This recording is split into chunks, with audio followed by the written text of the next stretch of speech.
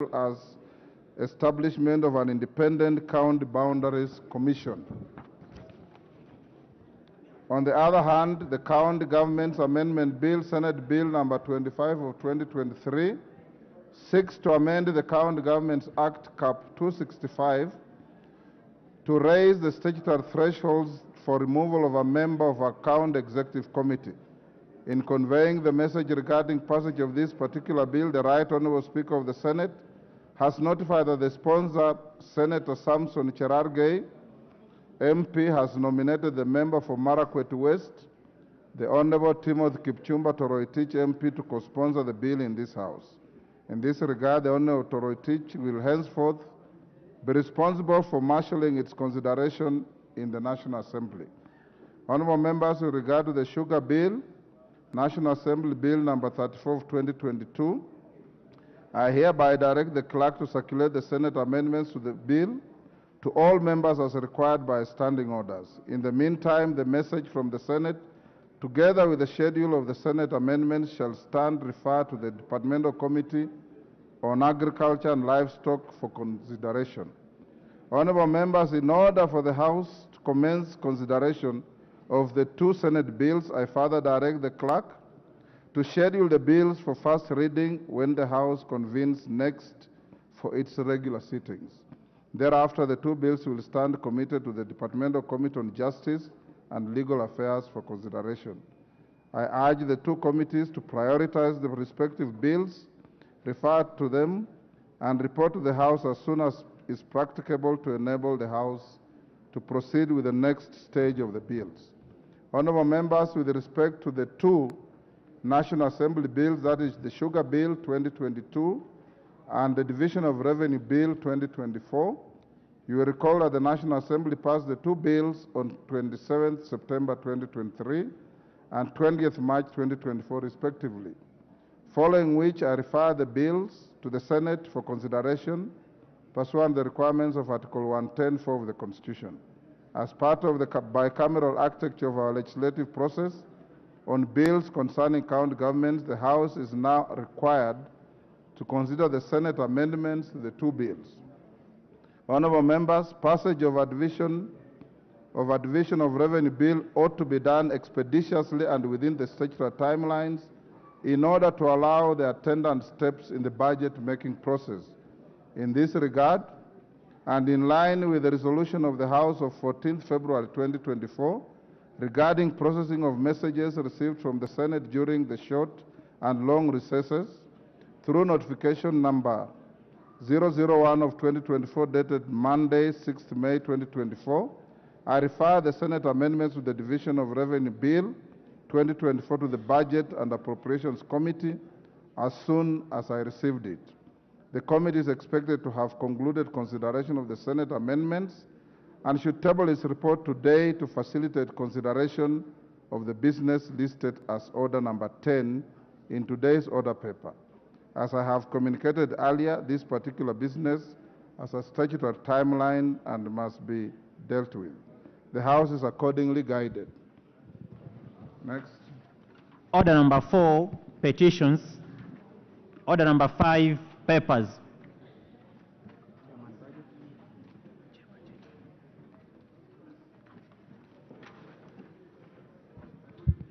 Thank you very much. Chairman, Budget and Appropriations Committee.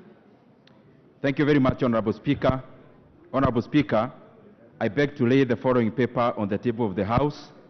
Today, Monday 13th May 2024, the report of the Budget and Appropriations Committee on its consideration of the Senate amendments to the Division of Revenue Bill, that is National Assembly Bill number 14 of 2024. Thank you very much, Honorable Speaker. Hold the order, honourable members. Honourable members, the next is the tabling of a report by the Select Committee on Investigation into the proposed dismissal of Mithika Linturi as the Cabinet Secretary for Agriculture and Livestock Development. Honourable members, like I did indicate to you earlier, I will recess for 20 minutes. The Deputy Speaker or a member of the panel, Wangari, will take the chair, deal with the items on the other orders, so that when the speaker comes back and the report is tabled, we'll proceed with it without any interruption. You are so directed. Wangari?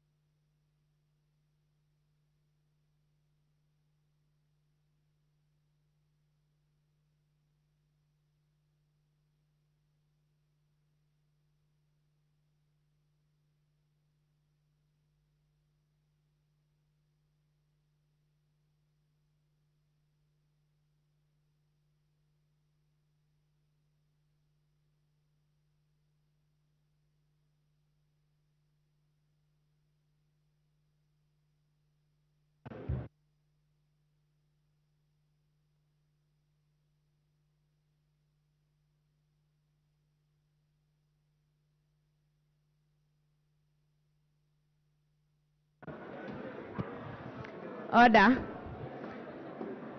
Order, members. We'll continue with the business of the House. Next order. Order number 6, notices of motion.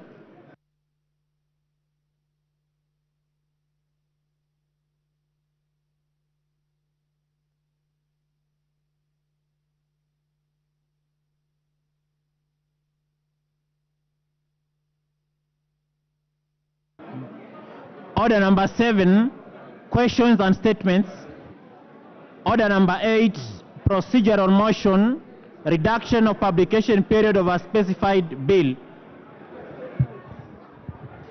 Order, members.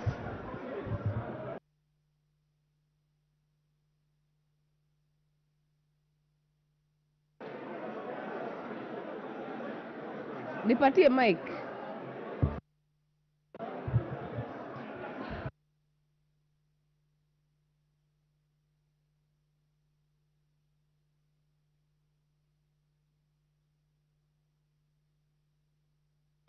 Order. Chairperson, Departmental Committee on Finance. Honorable Kimani Kuria. Honorable Chair, I beg to move that pursuant to the provisions of Standing Order 120, that this House Bring the mic. resolves to reduce the publication period of the Finance Bill, National Assembly Bill 30 of 2024 from 7 to 4 days.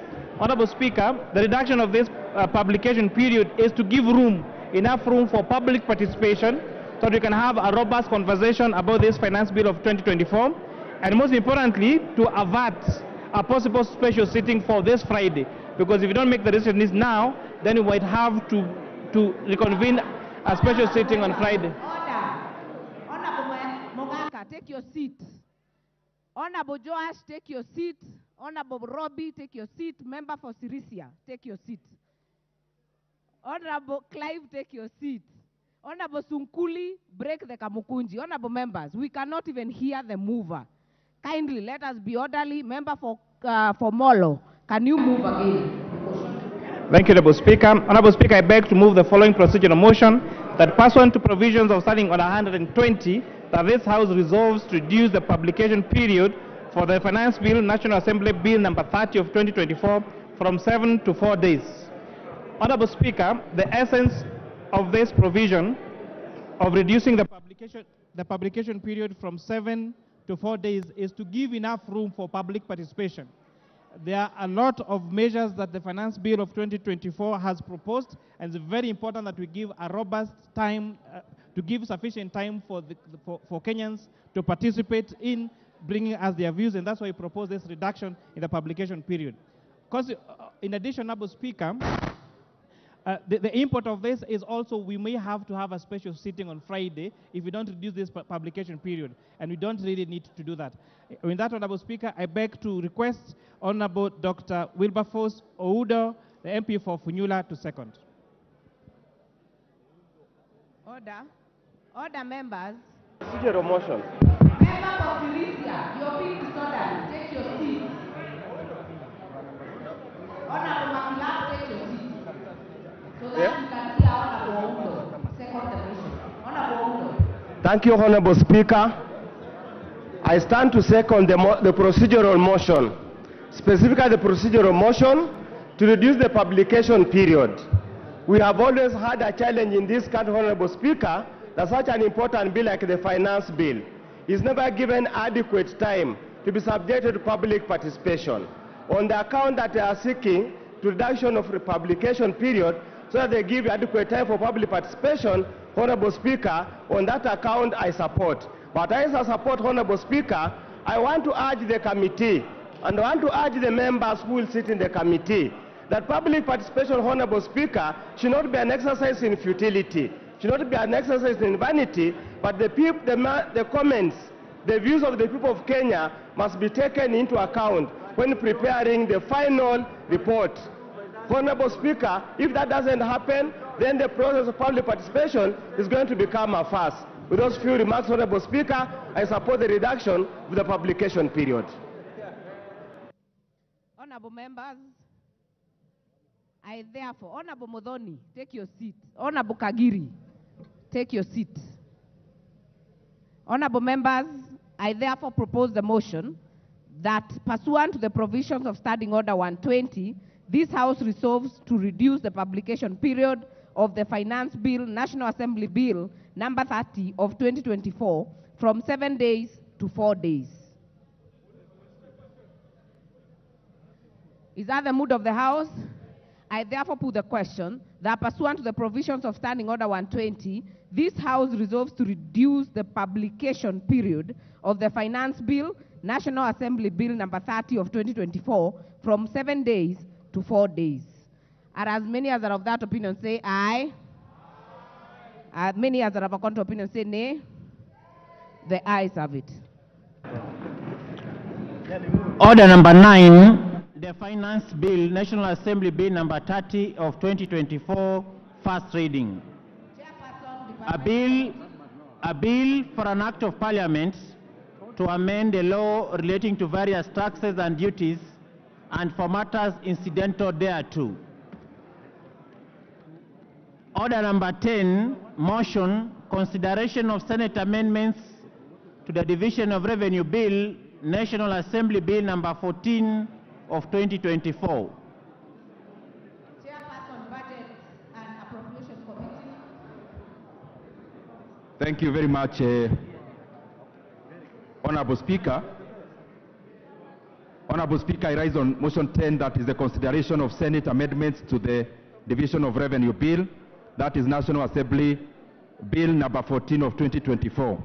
Honorable Speaker, I beg to move that the Senate amendments to the Division of Revenue Bill, National Assembly Bill number 14 of 2024 be now considered. Honorable Speaker, and the consultations are too high.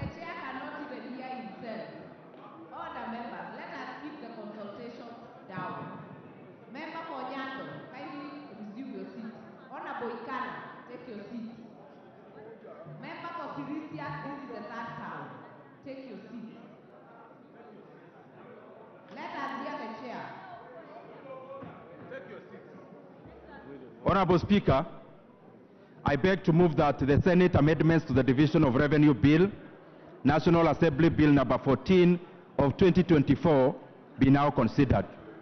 Honorable Speaker, and I beg the members can afford some few minutes so that we are able to understand each other. Honorable Speaker, whereas it is obligatory for me to move this motion, Honorable Speaker, I also rise actually to reject the motion, Honorable Speaker, based on several things and reasons that I'll be giving to the members in this House. Honorable Speaker, I can barely actually also hear myself.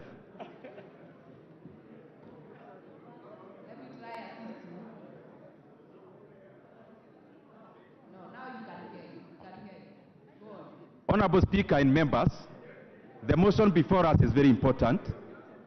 And as I said before, as the chairperson of Budget and Appropriations Committee, whereas it is obligatory for me to bring forth this motion, Honorable Speaker, I actually rise to reject the amendments by the Senate for several reasons, Honorable Speaker, that I would wish that members understand and also to communicate clearly on those issues, Honorable Speaker. Honorable Speaker, the Budget and Appropriations Committee set actually over this recess, and Honorable Speaker, even in our report that I am sure members already have, we have decided to reject the amendments by the Senate, Honorable Speaker, for the following reasons. But before I go to the reasons, I want to make it very categorical and clear for Kenyans and to Kenyans that the National Assembly, the Budget and Appropriations Committee, we 100% support devolution. And Honorable Speaker, we support when resources go to our various counties, because even our governors are trying to do their best in terms of adjudicating and appropriating the monies that we appropriate in this House, Honorable Speaker. And therefore, on the onset, it is important for us to understand that the Budget Committee and this National Assembly, we fully and unequivocally support devolution, and that is why year in, year out, we actually continue to increase the amount of money that we horizontally push to our counties, Honorable Speaker, based on the bill that is before us today. But Honorable Speaker, even as we support our county governments and our governors to do their role, Honorable Speaker, insofar as governing and leading our county governments is concerned, Honorable Speaker, our country and also our devolved governments, Honorable Speaker, we operate on a fixed envelope and an envelope that is quite thin, Honorable Speaker. Just for us to be on the same page, the bill before us, Honorable Speaker, and I was conversing with Honorable Mukoji about it just a few minutes ago. The bill before us is the bill that actually, Honorable Speaker, shares our national cake vertically, Honorable Speaker. Vertically to say, this bill, Honorable Speaker, allocates a block figure that goes as shareable share, Honorable Speaker, equitable share to our counties. And then thereafter, Honorable Speaker, the formula that is made by the Commission for Revenue Allocation, then that money is shared horizontally among the 47 counties. But before us today is basically about vertical share, Honorable Speaker, and shareable revenue to our counties, Honorable Speaker. The rest will be ensuing later. Honorable Speaker, why are we rejecting this motion, Honorable Speaker, and the amendments by the Senate? Honorable Speaker, this House previously passed the same division of revenue bill, Honorable Speaker. But as it should be, then it proceeded to the Senate. Honorable Speaker, when it proceeds to the Senate, in case Senate agreed with this House, Honorable Speaker, then this bill would have gone to the next stage. But Honorable Speaker, as it is procedurally, when there are amendments by the Senate, and then they push back the bill to this House, if this House agrees with the bill, then the bill continues carrying the amendments of the Senate.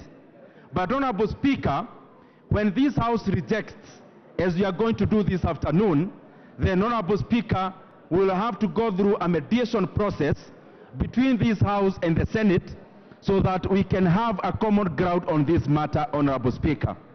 And therefore, Honorable Speaker, as we reject this bill, it is thus an opportunity we are requesting from this House that they give us an opportunity to proceed to mediation between this House and the Senate so that we can get a middle ground. Honorable Speaker, what are the facts around it? Honorable Speaker, in the budget policy statement that we passed earlier this year, Honorable Speaker, we were working with a budget then of around 4.18 trillion Kenya shillings. Honorable Speaker, after the passage of the BPS, we have had to relook at our budget, and Honorable Speaker, we have actually been able to slash close to Kenya shillings 270 billion, and therefore the budget we are dealing with now is a budget of around 3.913 trillion Kenya shillings. Honorable Speaker, when we appropriated or when we set the ceilings in the budget policy statement, the shareable revenue or the share, the equitable share that we had provided to our counties was approximately 391 billion Kenya shillings. Honorable Speaker, and this is what I would implore upon my colleagues even to get this point. Whereas we appropriated or we set a ceiling of 391 billion Kenya shillings, when our budget then was 4.18 trillion, even after we slashed the expenditure by the national government by 270 billion Kenya shillings, Honorable Speaker, we have still gone ahead, Honorable Speaker, to let the figure of 391 persist in the current budget of consideration. And therefore we have not affected the equitable share that we actually passed in the budget policy statement, even after we had slashed all the other departments. But Honorable Speaker, when this bill proceeded to the Senate, then the Senate, in their wisdom, thought it is proper that we consider a different figure.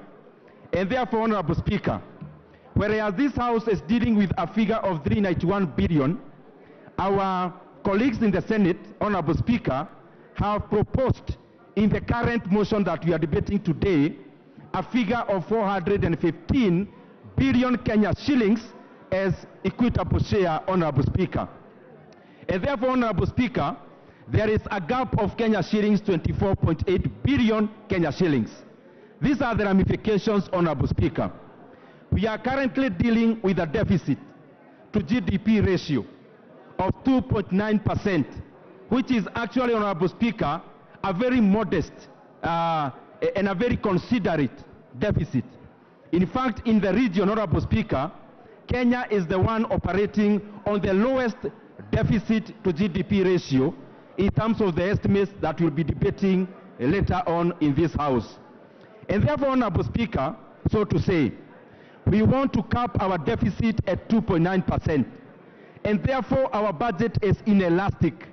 Whatever amount of money we may want to add to our counties, over and above the 391 billion Kenya shillings, a certain vote has to give way. Because, Honorable Speaker, we are not dealing with an open envelope. Honorable members on my right, the consultations are too loud. Honorable Nyakundi, Honorable Karido, take your seats. Honorable Meli, we need to hear the chair. Honorable Gashagwa, break the Kamukunji, take your seat. The members on my right, kindly maintain order. Continue, Honorable Chair. Honorable Speaker, we are dealing with a deficit to GDP ratio of 2.9%, which is the right trajectory for our economy, Honorable Speaker. It is already giving the right signals in our markets. That is why we see even the cost of borrowing is actually coming down domestically and externally. And therefore, Honorable Speaker, it is for the interest of this House and our country that even as we make the current budget, which the current division of revenue bill is a component of, that we have this in mind, Honorable Speaker, that it is proper that we know that the estimates we'll be considering are not inelastic. Honorable Speaker, we are dealing with a closed envelope. And therefore, if, Honorable Speaker, we were to consider a figure higher than the 391 billion Kenya shillings already set in the ceiling at the budget policy statement, Honorable Speaker, therefore, certain votes and certain expenditure lines have to give way. And Honorable Speaker, it is important for this House to also know some of the considerations that are on the table. If we need to add the shareable revenue from 391 billion Kenya shillings, Honorable Speaker, the first proposal is that we slash the RMLF that is going to our counties by 10 billion shillings, Honorable Speaker. And that is the reason why the Budget and Appropriations Committee rejected the report, Honorable Speaker. Honorable Speaker, the second consideration for us to bridge the gap of the 24 billion is for us to slash NGCDF, Honorable Speaker, from the current proposed figure, Honorable Speaker, and we slash NGCDF by 10 billion Kenya shillings to go into the shareable revenue, Honorable Speaker. If the wisdom of this House is to agree with the Senate, then we'll have no choice than to slash Kenya shillings 10 billion at the RMLF to go to the shareable revenue, Honorable Speaker. And that is one of the reasons why, the Budget and Appropriations Committee rejected. Honorable Speaker, secondly, if you are to agree with the current amendments by the Senate, we may have to slash Kenya shillings 10 billion from NGCDF to go to the shareable revenue. And Honorable Speaker, that is the second reason that the Budget and Appropriations Committee rejected those proposals by the Senate, Honorable Speaker. And therefore, Honorable Speaker, as I wind up, I request this House to agree with the Budget and Appropriations Committee.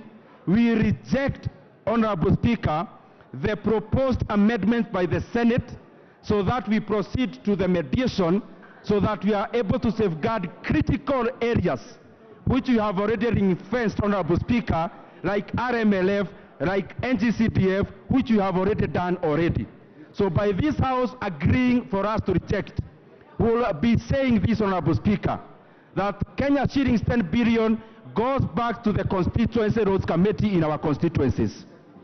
By rejecting, Honorable Speaker, we will be saying no to cuts on NGCDF, Honorable Speaker, because NGCDF, or Honorable Speaker, the proposals we are already in the process of doing, Honorable Speaker, and it will be injurious to NGCDF committees across the country, Honorable Speaker, if we agree with the current amendments. Honorable Speaker, I now request the very able Vice Chairperson of the Budget and Appropriations Committee, the Honorable Mary Amase, to second in rejection of these amendments. Reject. Honorable Amase, you have the floor. Thank you, Madam Speaker. Madam Speaker, Honorable Amase, other members, let us be orderly. Honorable Kawanjiko, wind up that meeting. Honorable Amase, you have the floor. Thank you, Madam Speaker, for protecting me. Madam Speaker, from the onset, I arise to second the rejection of the proposed amendment bill by the Senate, National Assembly Bill number 14 of 2024. As already alluded by the chair, the discussion is about the variance. National Assembly proposed the 391 billion and the Senate is proposing 415. The issue is that 10 billion difference has got to come from somewhere. Some vote has got to give way.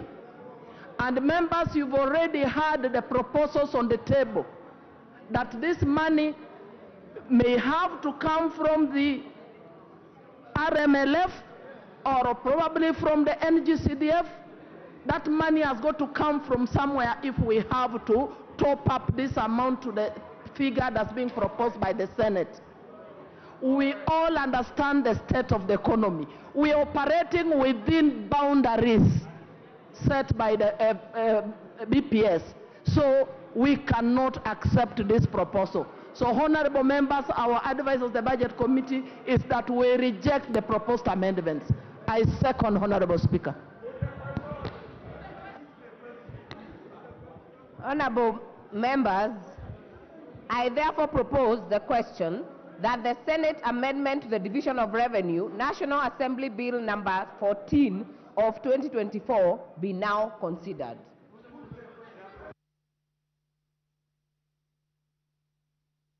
Majority Leader. Honorable Speaker, I rise to agree with the Committee on Budget and Appropriations. Honorable Speaker, it's important that as we make decisions, we are aware that someone once told us that all choices, Honorable Speaker, have consequences. If, Honorable Speaker, we were to agree with the Senate this afternoon, what the chair of the Budget and Appropriations Committee and his committee are telling us is that in budget making, when you give something, something else must give in. Honorable Speaker, you know the problem we have had with many of our governors with the road maintenance, road fuel levy for road maintenance. Honorable Speaker, you know the spirited effort they have been asking for 10 billion shillings out of the funds that you are receiving in your constituencies for road maintenance. Then the Budget Committee, if we are to agree with the Senate amendments, the Budget Committee will have nothing else to give other than to give in. And you sacrifice your Kera roads maintenance funds to your governors, assuming that they are going to build the same roads that you build. To Honorable Speaker, the chair of the Budget and Appropriations Committee has spoken to the issue of NGCDF. Honorable Speaker, you know the challenges we've had with the NGCDF and the opportunities. And at the time that we have celebrated 20 years of the existence of NGCDF, Kenyans across the country can tell you this is the only tangible money they feel on the ground in terms of projects and even in terms of the money that we are giving to students for bursaries, Honorable Speaker, including the money for our women reps. The great ladies that we have as women reps across our 47 counties, Honorable Speaker, are doing a far much more commendable job than many governors, Honorable Speaker. The GAF money, you can see what GAF money is doing in every county in this country, Honorable Speaker. Our women leaders, Honorable Speaker, that is why, at the risk of stepping on our my male colleagues, honorable members, women members, it's totally out of order to shout in the House. You know how you can do what you're doing, but don't shout. Honorable Speaker, I was saying, at the risk of being lynched by many male governors and prospective governors, I have proposed that if I had the ability to alter part of our constitution, I would propose that our women leaders even have the governor position as an affirmative action seat, because they are good in managing funds, Honorable Speaker. And I don't say this, Honorable Speaker, because I'm a father to girls. I have seen, as I grew up, my own mother taking care of the pennies, knowing that when you take care of the pennies, the pounds will take care of themselves. And I believe many women leaders in this country have that belief, that if you take care of the small money they have, these women leaders under GAF have very little, I think about 7 or 8 million shillings per county, but you can see the effect of that money on the ground. How then do we allow those amendments that are coming to take away money from GAF to give it to governors? It will be injustice not to the women leaders, but to the people of Kenya who are depending on their mothers and their sisters in GAF to take care of them in terms of bursaries and social protection funds, Honorable Speaker. And Honorable Speaker, I don't need to re-emphasize that we never see the value of money that is going to counties across the country, without exception, Honorable Speaker. I know there are some counties like Homa Bay where we can see good work being done. I know there are counties like Nakuru where we can see good work being done. And there are counties that are messy, Honorable Speaker. There are counties where the Auditor General is telling you, my county in Kiambu, close to 1 billion shillings on roads has gone to waste. Close to another 100 million shillings that was being given as fertilizer and chicks, Honorable Speaker, has been stolen, Honorable Speaker. Honorable Speaker, I don't just say this to support women governors, but I can say without any fear of contradiction, our women leaders are doing a great job as governors, and I would urge Kenyans to continue supporting our women leaders. These are great leaders, Honorable Speaker. You, Honorable Majority Leader, are you done? Okay. Honorable Junet.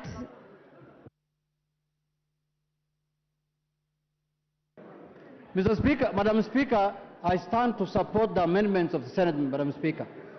Madam Speaker, let's be honest. And let us be honest to ourselves, and let us be honest to Kenyans, Madam Speaker.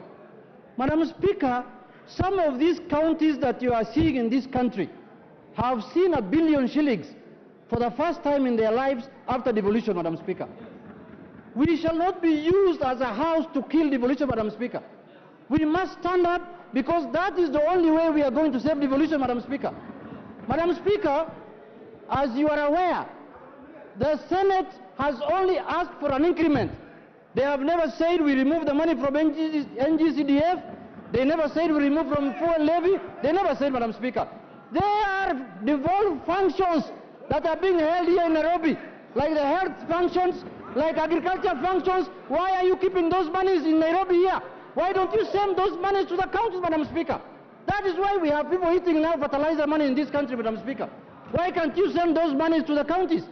Madam Speaker, what I am saying, if Osoro might want to know what I am saying, is that we must send more money to the counties.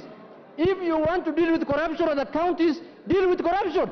Jail governors, jail chief officers, and all kind of people. But you cannot deny the people of Kenya who live in counties money in the pretext of corruption, Madam Speaker.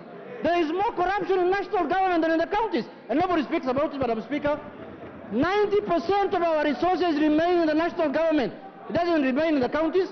We are devolving less than 15% to counties, and we magnify the corruption there as though that is the only money that is in Kenya, Madam Speaker. Monies are in Nairobi. Monies are in ministries. Monies are in PSS and ministers here. That is why we are dealing with issues of fertilizer today, Madam Speaker. Madam Speaker, I want to urge this House, let us not be used as a house to kill devolution. What is going to bring life to this country? What is going to develop this country? What is going to make this country a first world country, Madam Speaker, is devolution. That is how Germany developed, that is how France developed, and that is how all democracies developed, Madam Speaker. Madam Speaker, I want to say this.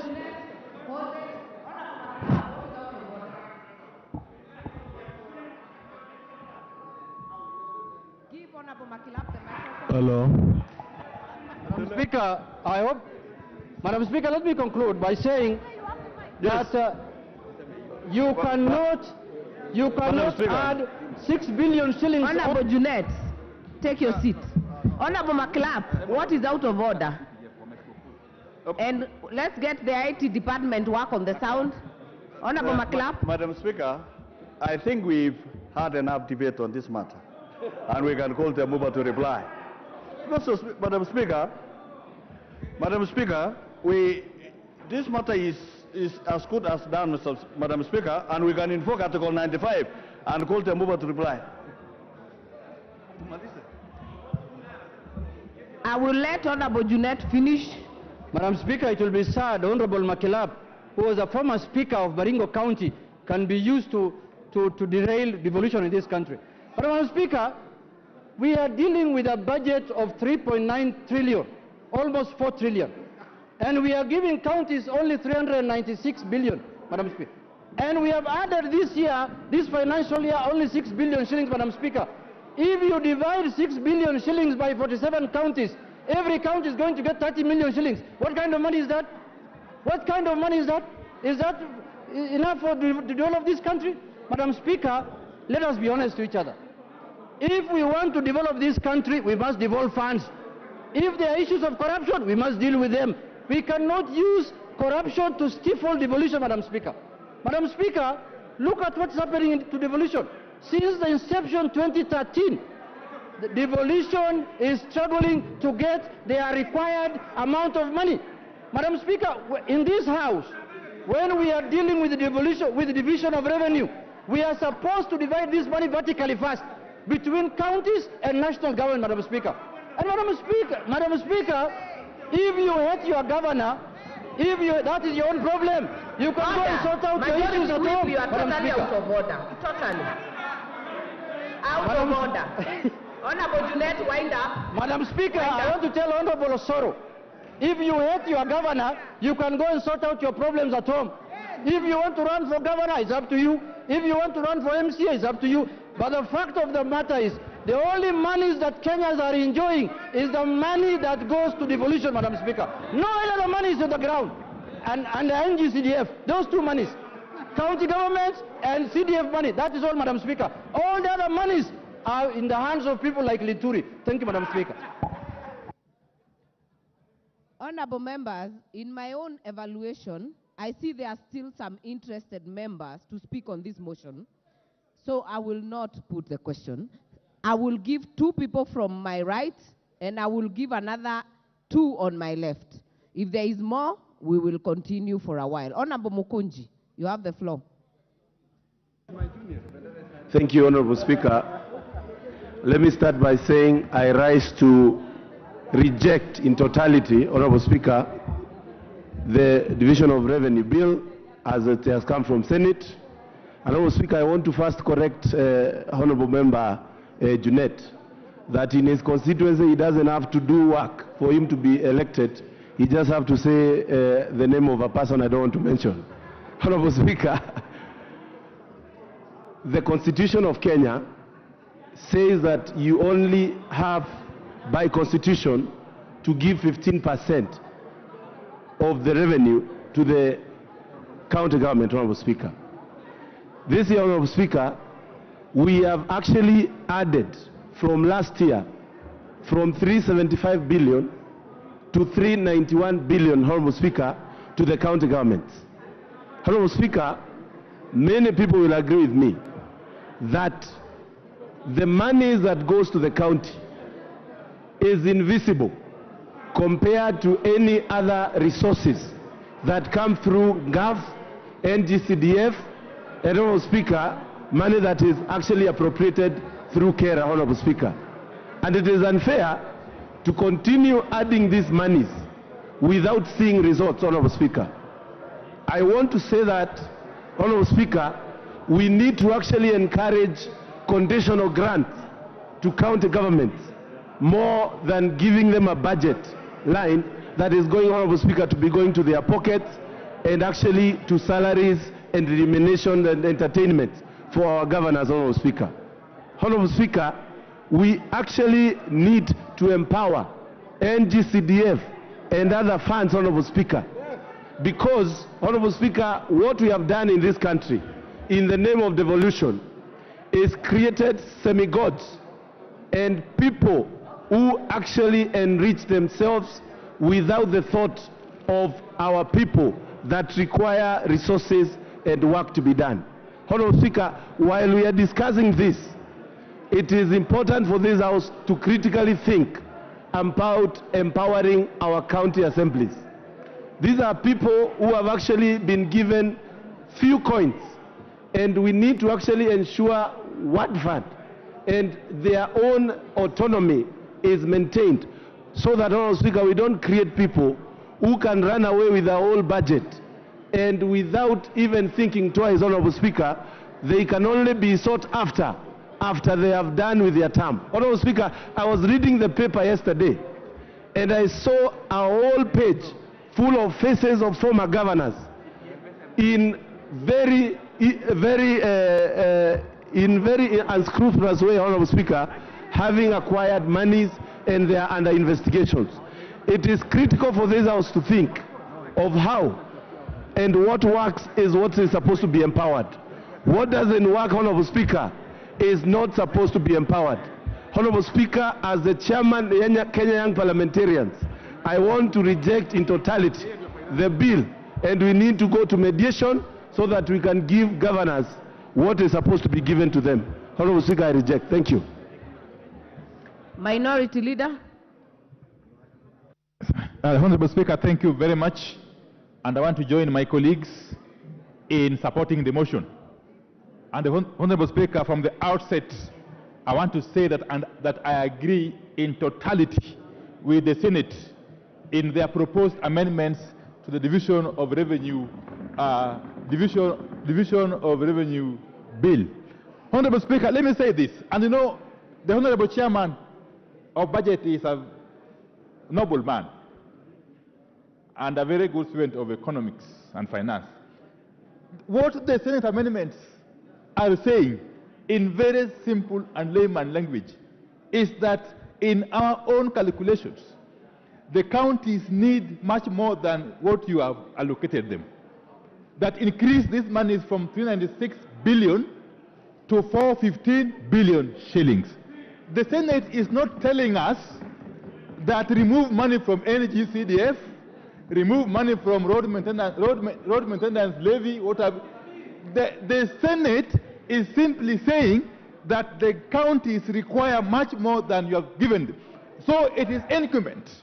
It is incumbent upon us that to look round in a budget of 3.9 trillion Kenya shillings, to look around and find out where can we get this extra money and reallocate to the counties.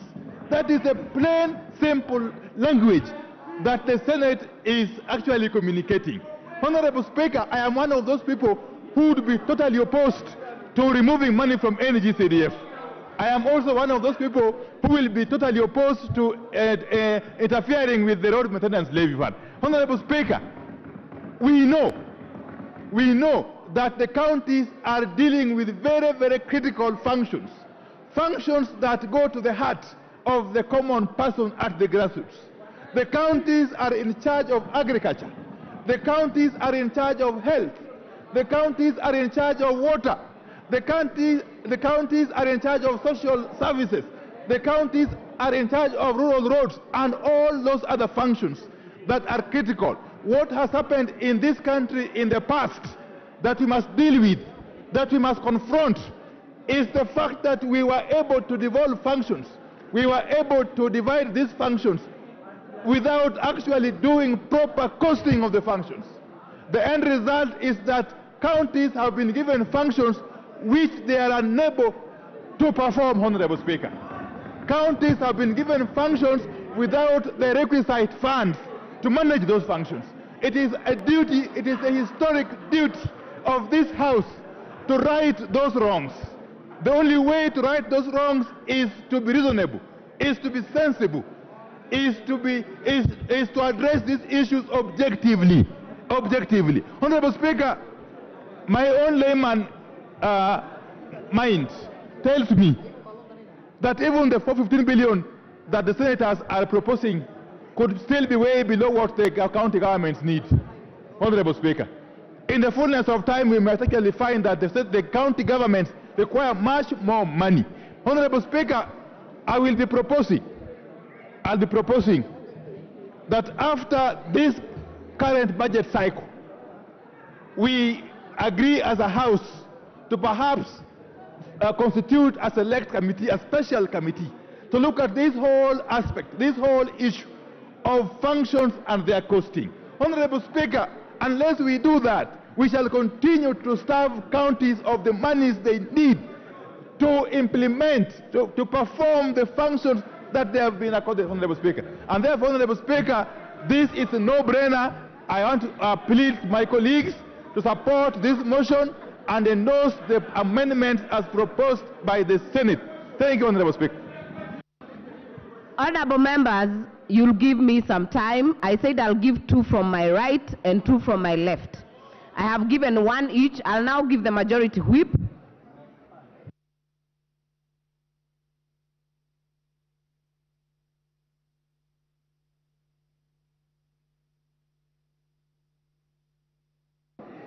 Thank you very much, Honorable Speaker. Honorable Speaker, I think it's important for us not to engage ourselves in populism politics when we are discussing very, very serious matters.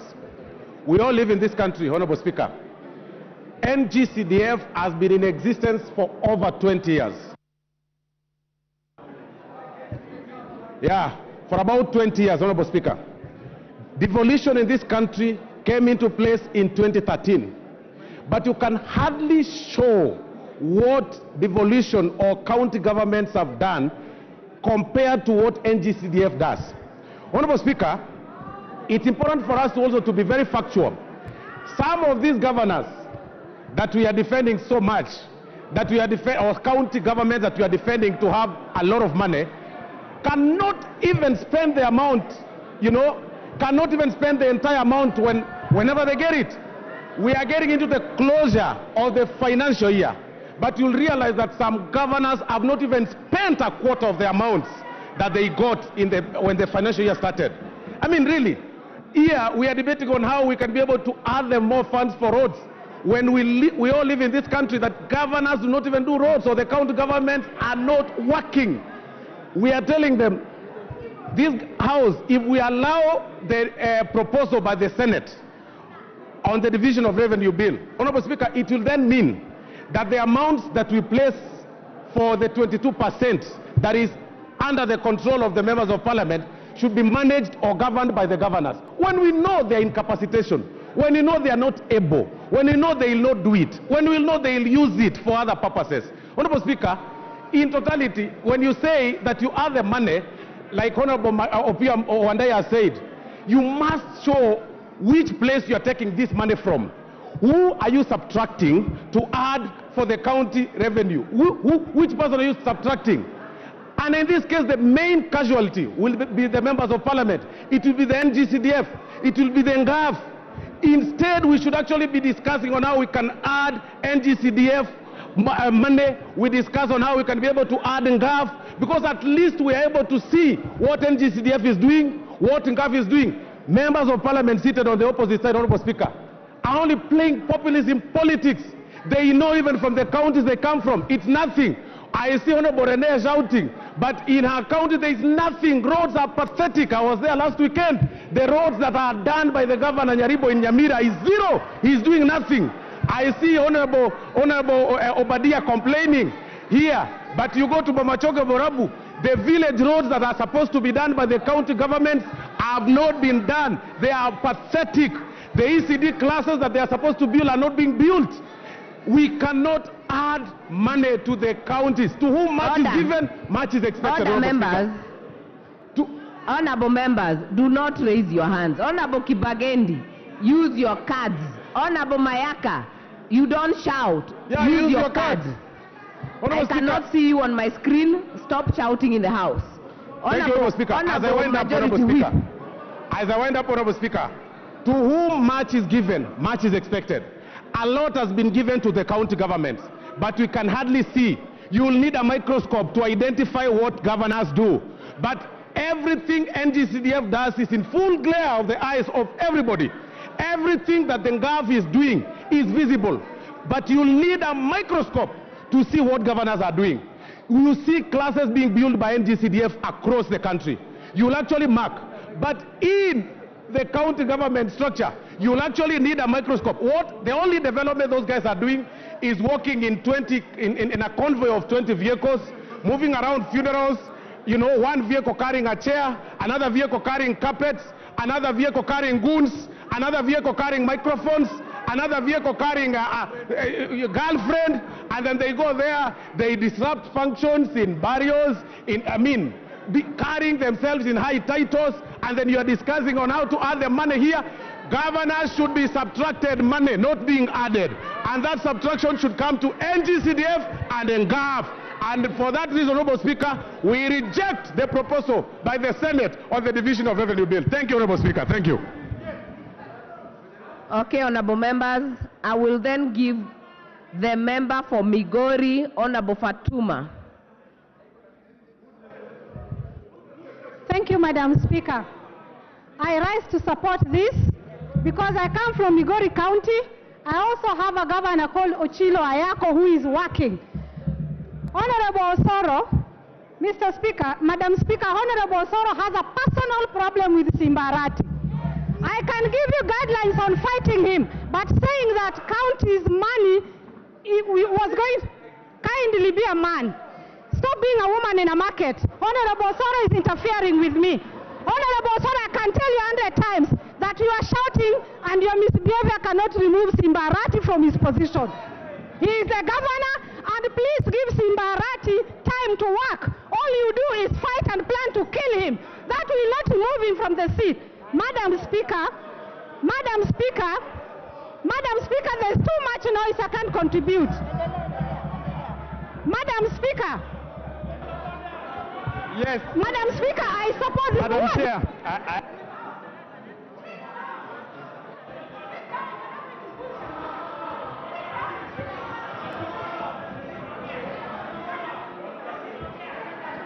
You are not on microphone.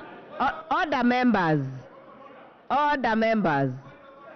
Point of order is not done by shouting. Honorable member for Madeira, it is not shouting.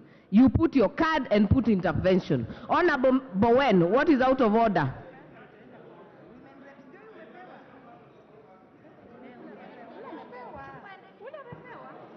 thank you, Madam Chair. Madam Chair, the debate before us, Madam Chair, is about division of revenue bill. But it is not about, I had the honorable member for Migori. It's not about Simbarati and Osoro.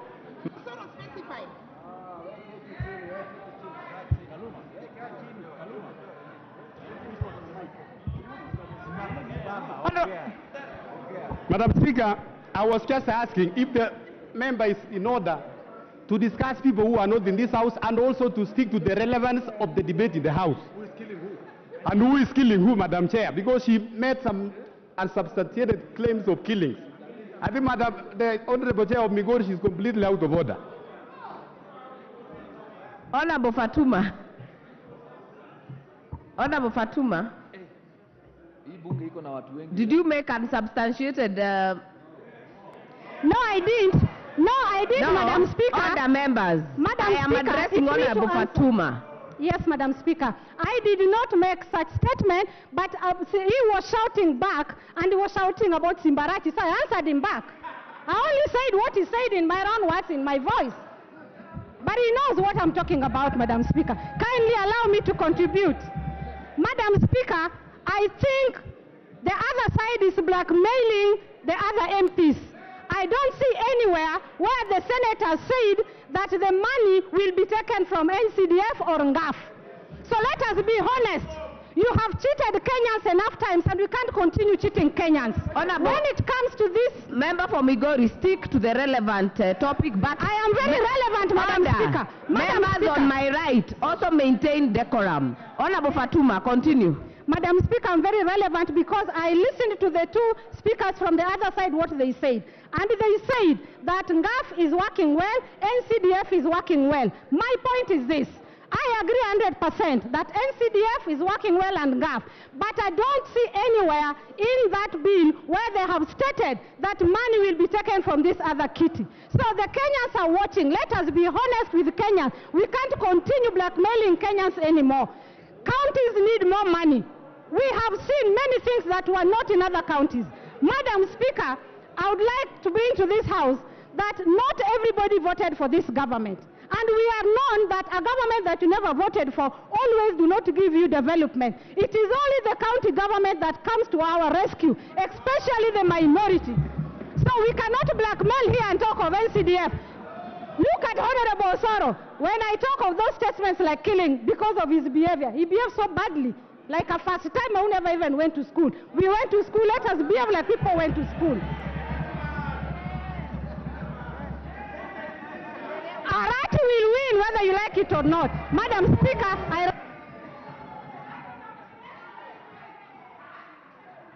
Order.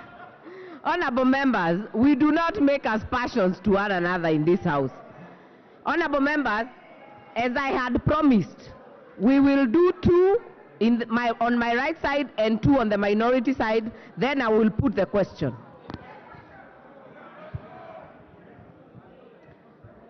Order, members. I therefore put the question. Oh, yes, before we get the question, before we get to the question, we will have the Chair, Budget and Appropriations Committee to reply. Thank you very much, Honorable Speaker. And I actually rise to agree with all the members who have had a contribution to make this afternoon. I agree with the members on the right side of the speaker, and I also agree with the members on the left side of the speaker. I agree with the majority leader as much as I...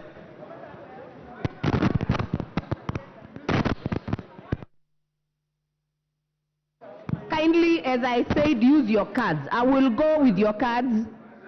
If you have a point of order, I need to see on my screen. Honorable Speaker,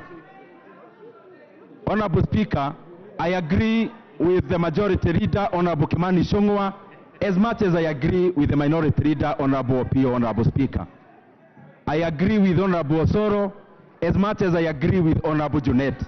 Member for Suba North, what is out of order? Hold on, Honorable Dende. Thank you, Madam Speaker. I do apologize for the Chair of Budget, who is my chair. I don't want to interrupt him. But, Madam Speaker, I don't think it is in order for Honorable Soro to be physically making sexually suggestive gestures in this House. He is pointing to his penis in this House while pointing at Honorable Fatuma. It is completely out of order. It is abhorrent. It is backward. Madam Speaker, it is not allowed in this House. Order. We don't even know whether he performs. What is he showing us here? Order, Honorable Mili.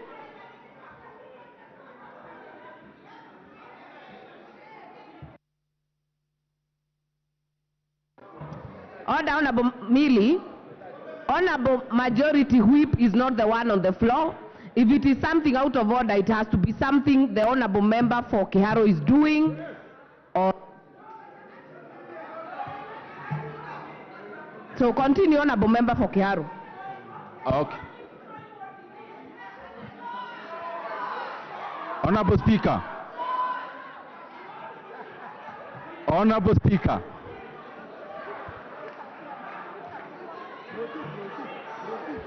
Honorable Speaker. No.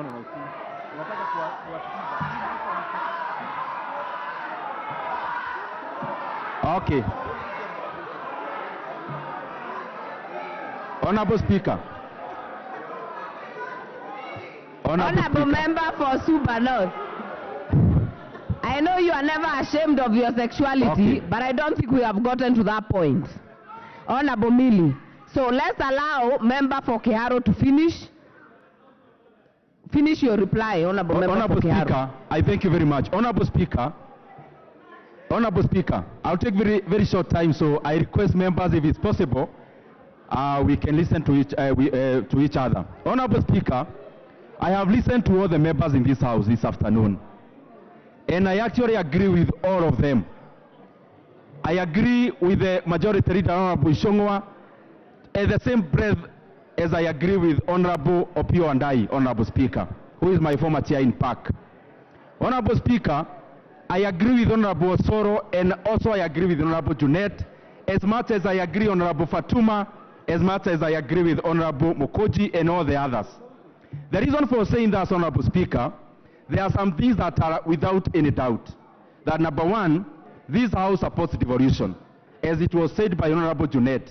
Just for the record purpose, ourselves on the right side, we support devolution as much as the right side, Honorable Speaker. This money goes to our counties, and we want our counties to develop. Honorable Speaker, we also have governors who are doing a good job, Honorable Speaker, including across the country, Honorable Speaker. Honorable Speaker, this is the only departure point, that the amount of money we are considering is limited. But even as such, Honorable Speaker, I agree with all the members, Honorable Speaker, that we need to give our counties more money, Honorable Speaker. And that is why the Budget and Appropriations Committee, actually in the budget policy statement, we went ahead, Honorable Speaker, and added our county governments Kenya shillings 4 billion in conditional grants. Honorable Speaker, the money that is already there, it was not touched, Honorable Speaker. Honorable Speaker, it is the same reason, Honorable Speaker, as was stated by Honorable Junet, as was stated by Honorable Fatuma, Honorable Speaker, that our counties need more money. That is the same reason, Honorable Speaker, we were able to increase the monies going to our counties horizontally from Kenya shillings 375 billion to 381 billion Kenya shillings. Honorable Speaker, even beyond the constitutional threshold of 15%, the current consideration is actually 24%, Honorable Speaker. And therefore we agree our counties need more money. It is the same way, Honorable Speaker, that we agree we need more money in GAF. We need more money to electricity. We need more money to the agricultural sector. We need more money to all the other sectors. We agree in that, Honorable Speaker. The only thing I beseech honorable members that we consider that when we are dealing with a static deficit of 2.9%, we are dealing with a closed envelope. In that closed envelope, Honorable Speaker, if you want to increase monies in the shareable revenue, Honorable Speaker, the equitable share, then something has to give way. And Honorable Speaker, the low-lying fruit across this debate, because it is not new, I want members to listen to me carefully, Honorable Speaker. If there are motions that we bring as budget committee, which we are almost indifferent, it is like this one. Whichever way the House votes, the budget committee is okay with it, Honorable Speaker. The only thing I want to beseech this House, then when we bring the estimates, and you see some cuts in other areas, Honorable Speaker, will only be fulfilling your vote of today. So when we vote to increase money from 391 to 415, the budget committee is indifferent, Honorable Speaker, because you are your servants.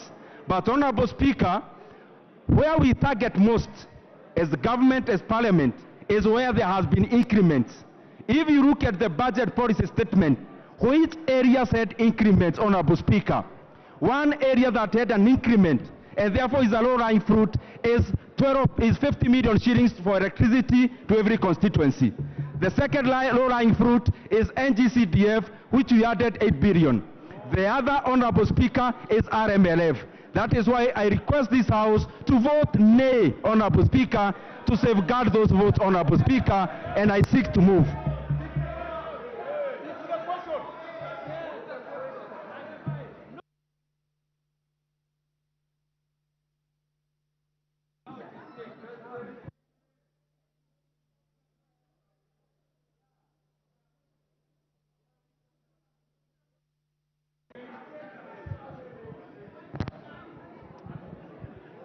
Okay, honorable members. Honorable members. Honorable members. I therefore put the question that the Senate amendments to the Division of Revenue Bill, National Bill number 14 of 2024, be now considered. As many as are of that opinion say aye. As many as are of a contrary opinion say nay. The nays have it. Next order.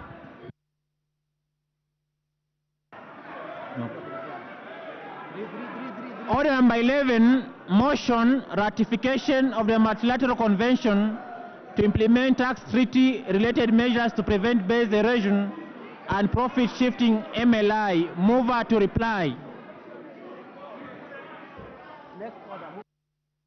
The next order is already called. Take your seats.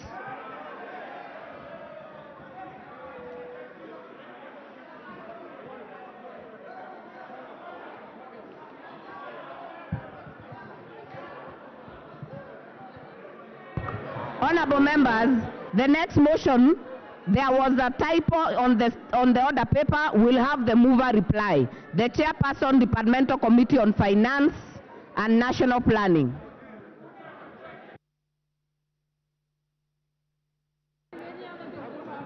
Honorable Kuria Kimani, are you in the House? Honorable Speaker, I want to thank all the members that contributed on this robust conversation on the ratification of the multilateral convention to implement tax treaty-related measures to prevent base erosion and profit shifting. And Honorable Speaker, this is one of the avenues that we're looking forward. We really discourage repatriation of a lot of hard-earned incomes that goes to other countries through tax planning, base erosion, and profit shifting. I want to thank the members who contributed to this discussion that gave us very, very good insights on these particular multilateral tax treaties, and you're hoping that moving forward, therefore, Kenya now will not just be more marketable globally, Honorable Speaker, but also, and most importantly, that we're not going to erode the profits and the base for incomes that are generated in this country, Honorable Speaker. And with that, I beg to second.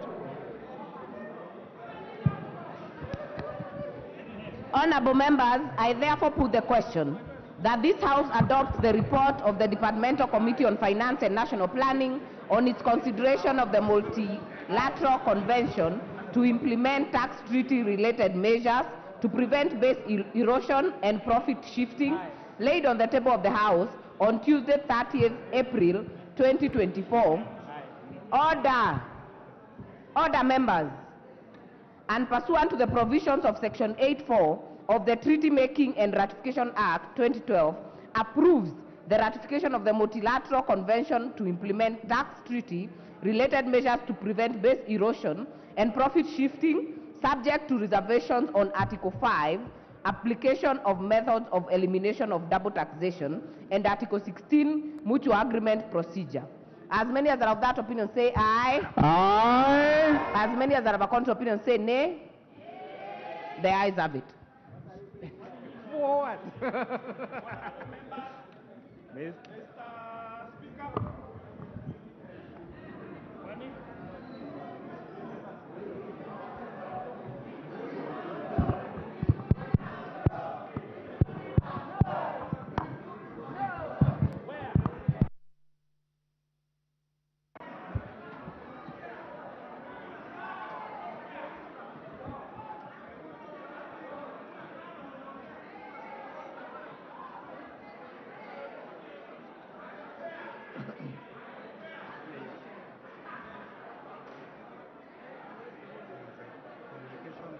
Order, honorable members.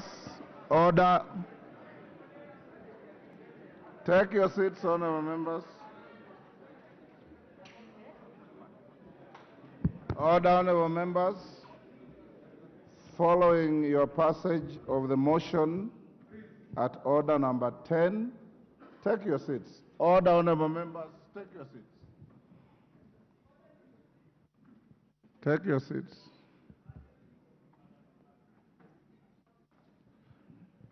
Following your passage of the motion at order number 10, allow me to make the following short communications. Honorable members, this is a message from the Senate that pursuant to the provision of Standing Order 41.1 of the National Assembly Standing Orders, I wish to report to the House that I've received a message from the Senate regarding the appointment of senators to a mediation committee. The message conveys that pursuant to Article 113 of the Constitution, the Speaker of the Senate has appointed senators to a mediation committee to consider the Water Amendment Bill, National Assembly Bill number 33 of 2023. Honorable members, the following senators have been appointed to the said committee. Honorable Senator John Methu Muhia MP, Senator Dr. Steve Lutebesi Lelegwe MP, Honorable Senator Wahome Wamatinga MP, Honorable Senator Mariam Shehomar MP, Honorable Senator Jones Mwashushe Mwaruma MP, Honorable Senator Agnes Kavindu Mudhama SCMP, and Honorable Senator Beatrice Akinyi Ogola MP. Honorable members, you will recall that on Tuesday, 30th April 2024, the House rejected the Senate amendments to the Water Amendment Bill, National Assembly Bill number 33 of 2023. This effectively committed the bill to a mediation committee pursuant to Article 112(12)B of the Constitution. Subsequently, I appointed 7 members to the committee to represent the National Assembly via a communication issued on 6th May 2024. Following the appointment of senators, the mediation committee is now fully constituted. As contemplated under Article 113 of the Constitution, I therefore call upon the committee to expeditiously consider the respective bill and submit a version of the bill for consideration by the Houses of Parliament. In considering the bill, I hasten to remind the committee to be alive to the timelines provided under Article 1134 of the Constitution to ensure the bicameral process is concluded. I thank you. Second communication, honorable members, relates to the appointment of members to a mediation committee on the division of revenue bill on the motion you have just passed. You have just concluded. I think you rejected the motion. You rejected. Honorable members, the communication relates to a decision that the House has made on the Senate amendments to the Division of Revenue Bill, National Assembly Bill number 14 of 2024. As you are all aware, today, Monday, 13th May 2024, a few minutes ago, the House rejected the motion on consideration of the Senate amendments to the Division of Revenue Bill 2024. This decision, honorable members, consequently remits the bill to a mediation committee in accordance with Article 112 of the Constitution and Standing Order 149. Honorable members, Article 113 of the Constitution requires that whenever a bill is referred to a mediation committee, the speakers of the Houses of Parliament shall appoint an equal number of members from both houses to attempt to develop a version of the bill for consideration by the Houses of Parliament. In this regard, honorable members, having consulted with the leaders of the House, I have appointed the following members to represent the National Assembly to the mediation. Honorable members, you know I've been sitting behind here. If you are not aware, honorable members, the following members will go to the mediation committee: the Honorable Ndindi Nyoro, CBS MP, the Honorable Mary Massa MP, the Honorable David Ocheng, CBS MP, the Honorable Nyakundi Mokaya MP, the Honorable Samuel Moroto, CBS MP, the Honorable Samuel Atande MP, the Honorable Naisula Laisuda MP, the Honorable Dr. Makali Mulu MP, and the Honorable Ali Wario Guyo MP. Honorable members, the aforementioned members will await the appointment of senators to the mediation committee for the committee to be fully constituted for purposes of commencing the mediation process. Once I receive a message from the Senate to that effect, I'll convey the same to the House. Thereafter, the mediation committee will embark on an attempt to develop a mediated version of the bill in accordance with Article 113 of the Constitution. The House is accordingly guided. The last, honorable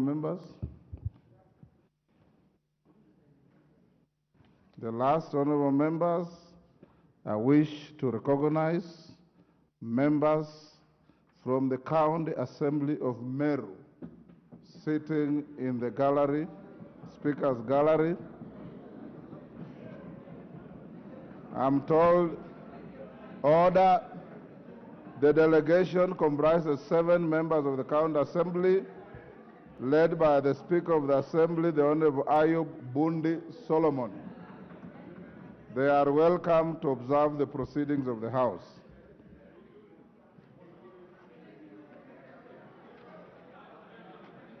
Honorable members, order. Honorable members, we now go back to order number 5. I have scanned through the report of the committee. I have approved the same, and I now invite the chair of the committee to table the report. Order number 5, papers.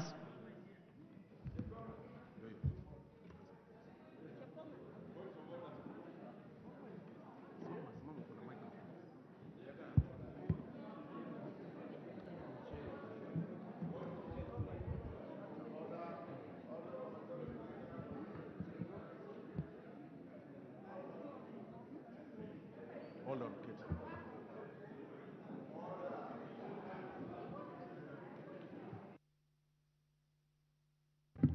And Minority Leader approach the Speaker.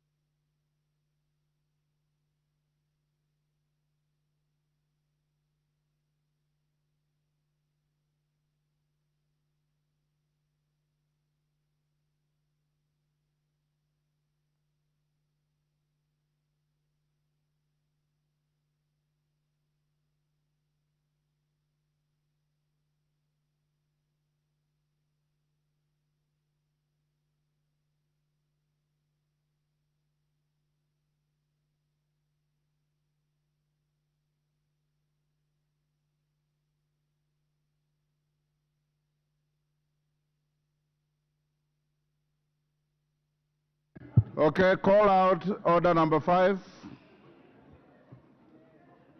Order number 5, papers. Honorable Naomi Wako.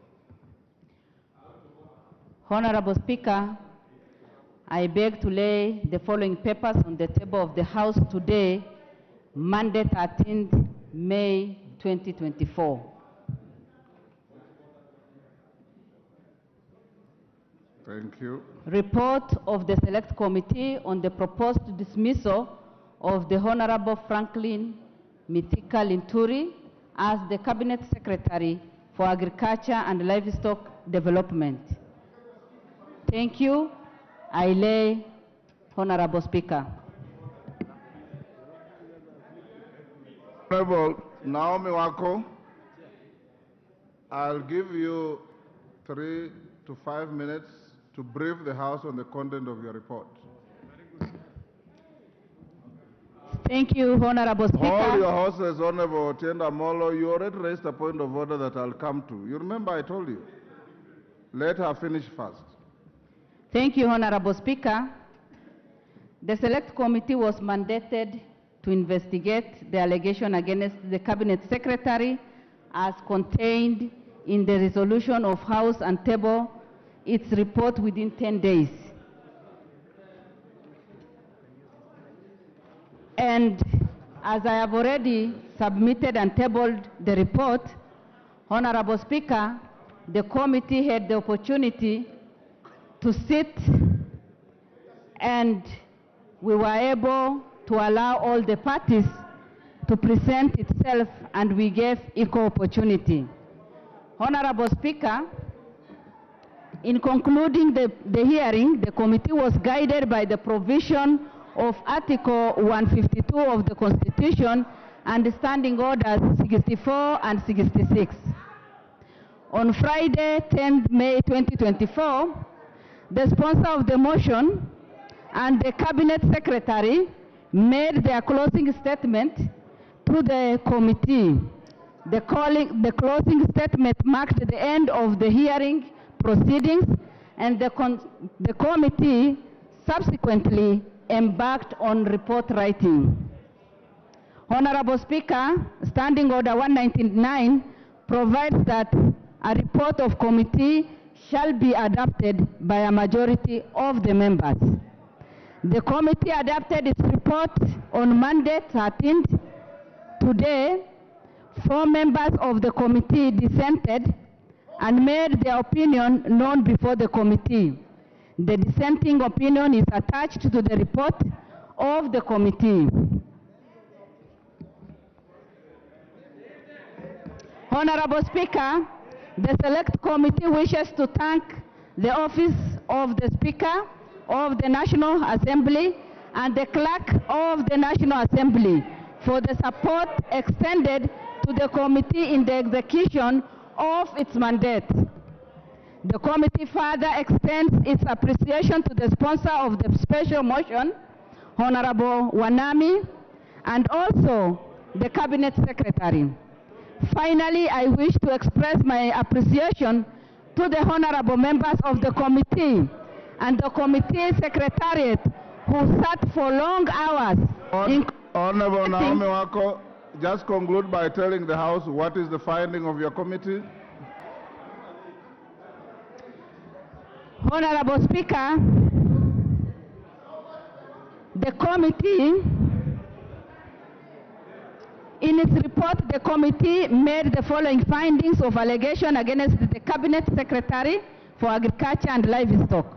The allegation under ground 1 on gross violation of the Constitution or any other law, ground 2 on serious reasons for believing that the Cabinet Secretary has committed a crime under national law, and ground 3 on the gross misconduct as outlined in the special motion are unsubstantiated. The committee... Order.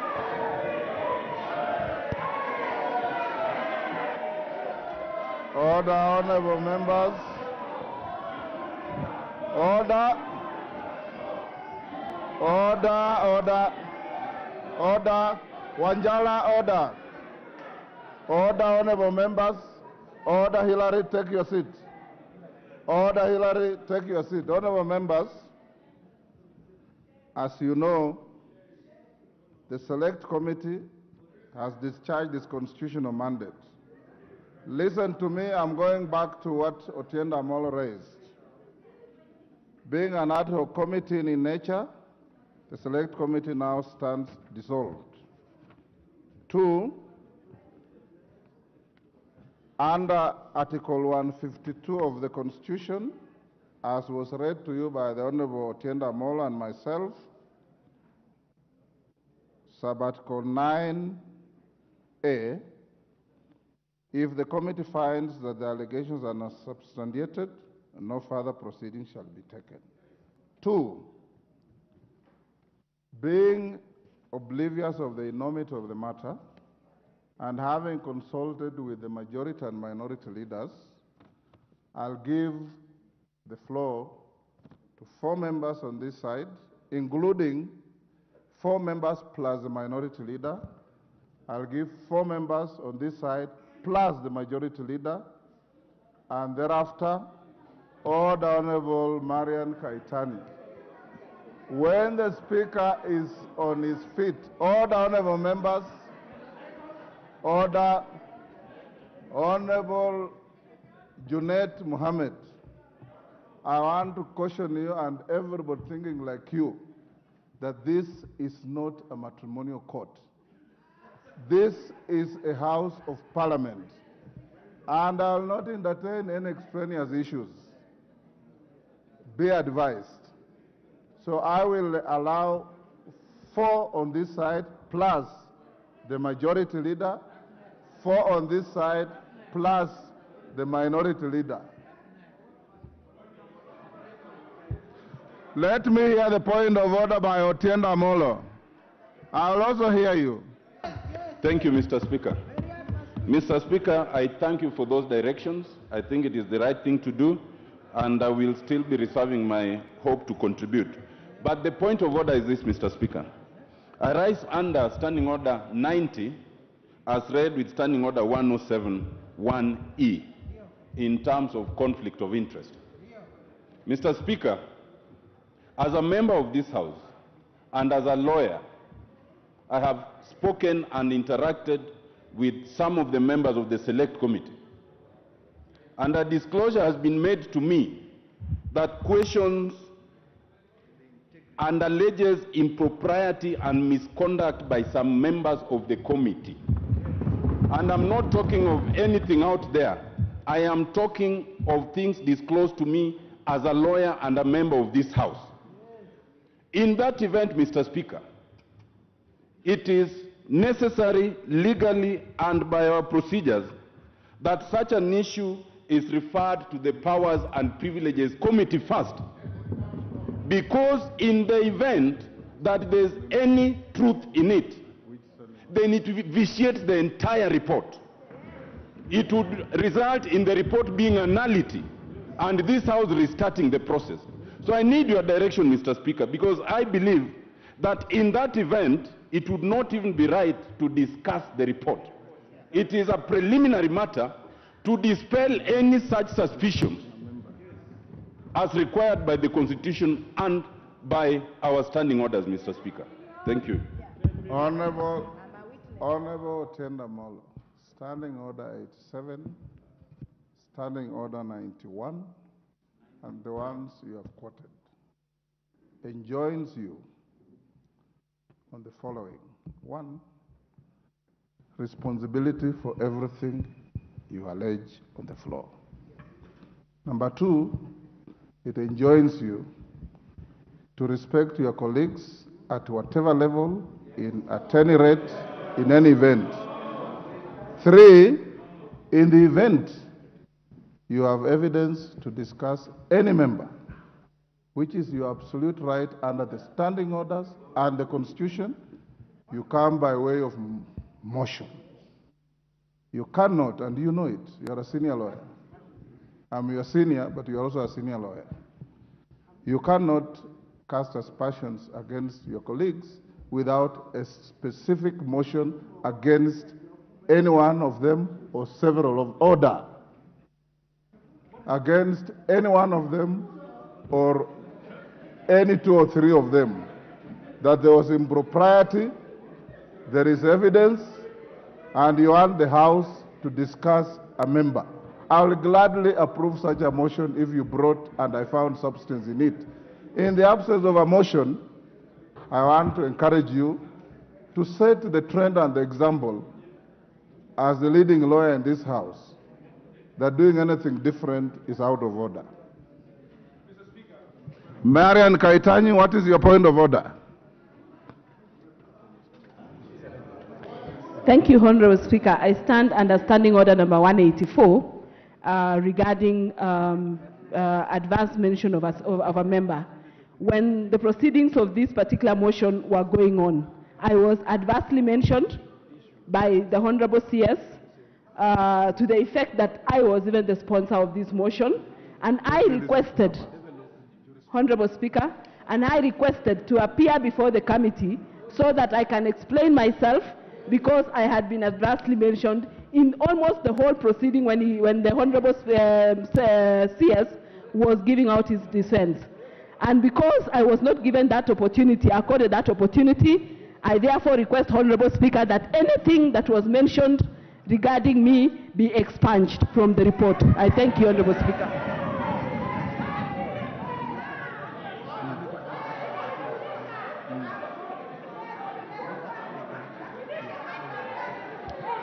Thank you. Order, honorable members, order. Honorable member for Aldai, indeed, I got your letter this afternoon saying what you have just said, that you adversely mentioned in the proceedings at the committee, and that you needed time to go and purge any allegations leveled against you. Unfortunately, I got the letter when the committee's time was over. The committee has tabled a report. I have read through the report. There is nowhere where you adversely mentioned in the report, but understanding order 184, at an appropriate time, the Speaker will give you an opportunity to make a personal statement on the floor of the House, not today. Once you make that statement, it is not subject to order. The Speaker needs no assistance at all. Once you will make that statement, Marian, it will go to the Hansard. It will be part of the annals of the history of this House.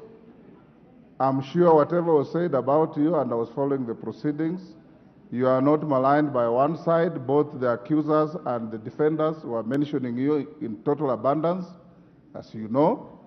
You will make that statement, it will go to the Hansard, it will go to the records, it will not be subject to any debate by anybody. But I'll give you the opportunity to purge all those allegations against you. Can I have the names of these things? One day, the names. Yes, Honorable TJ Kajwang. You know, Honorable Kajwang, you are a member of the committee. Yes, I am. And Mr. whatever Speaker, you wanted to do, you should have I done don't it. want to speak to the substance of the issues that are before us, because to do so, I would be a judge in my own cause. But, Mr. Speaker, this is the first time. Mr. Speaker, I'm trying to get your attention on this.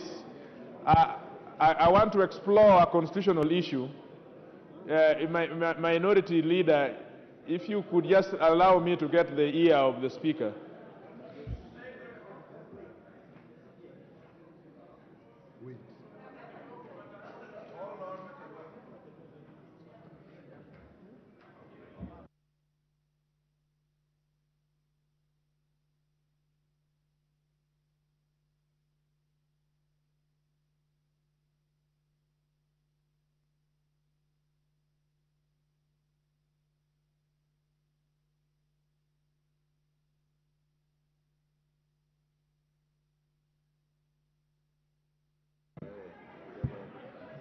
Okay, let me hear the Honorable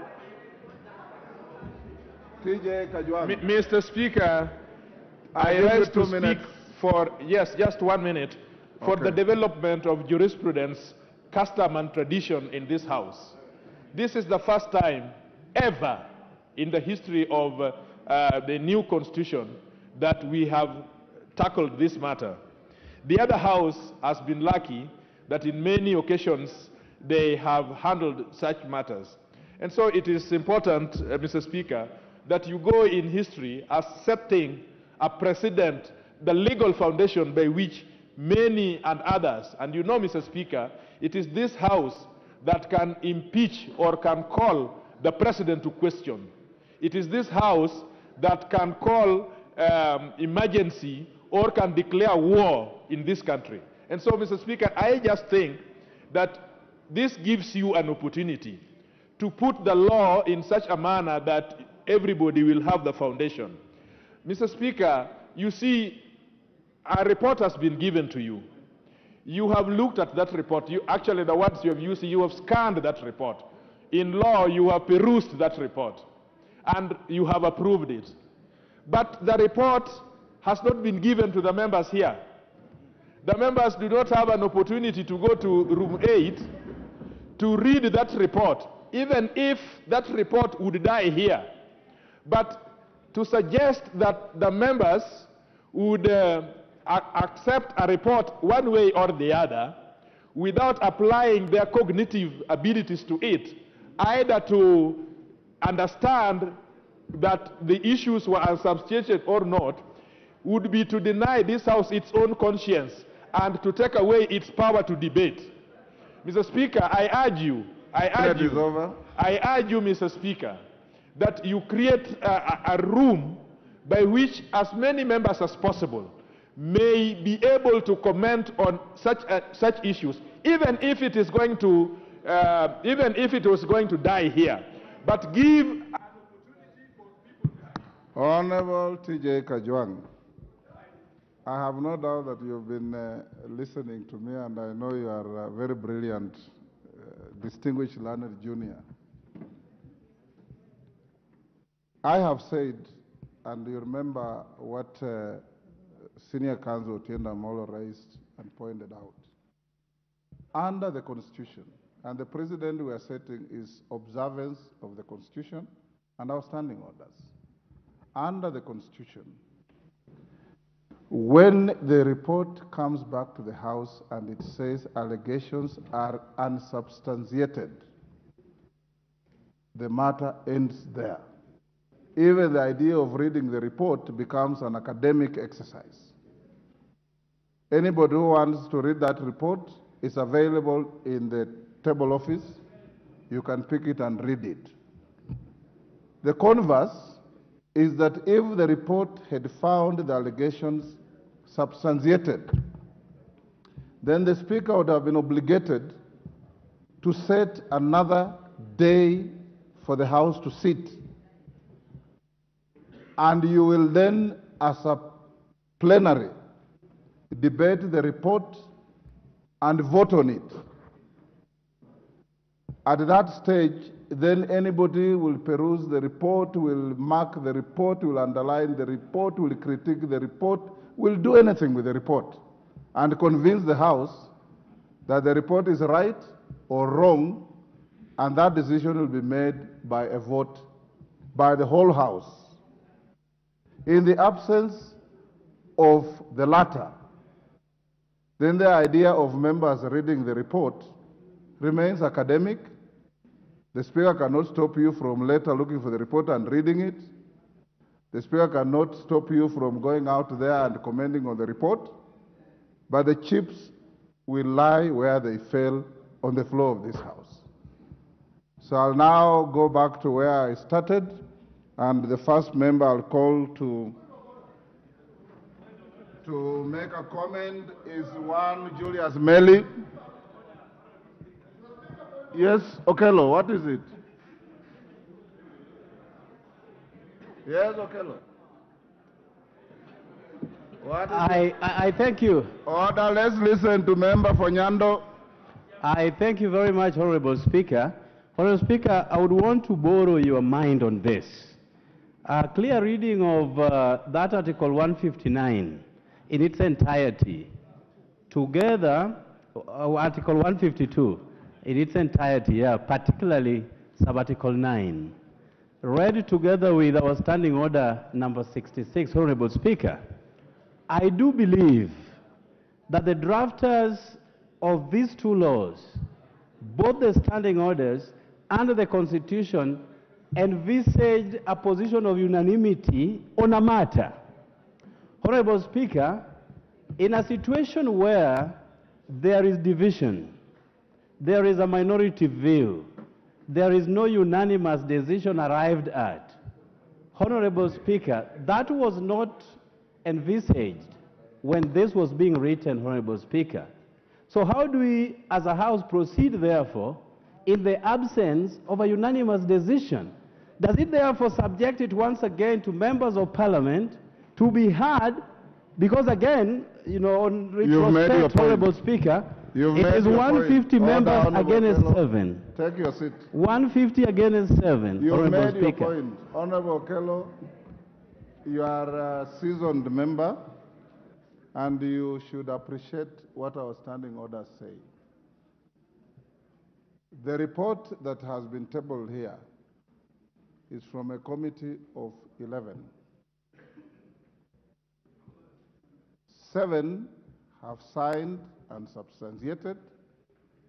4 have penned a dissenting opinion. From our standing orders, the committee cannot bring to the House 2 reports. It is 1 report with a dissenting opinion. It remains 1 report. 2, there is no provision in the standing orders or in the Constitution that requires that such a report must carry total unanimity. It only talks of majority members of the committee. And that's what is before us, Honorable Okello. So you are trying to borrow my wisdom. I think I've discharged it to you.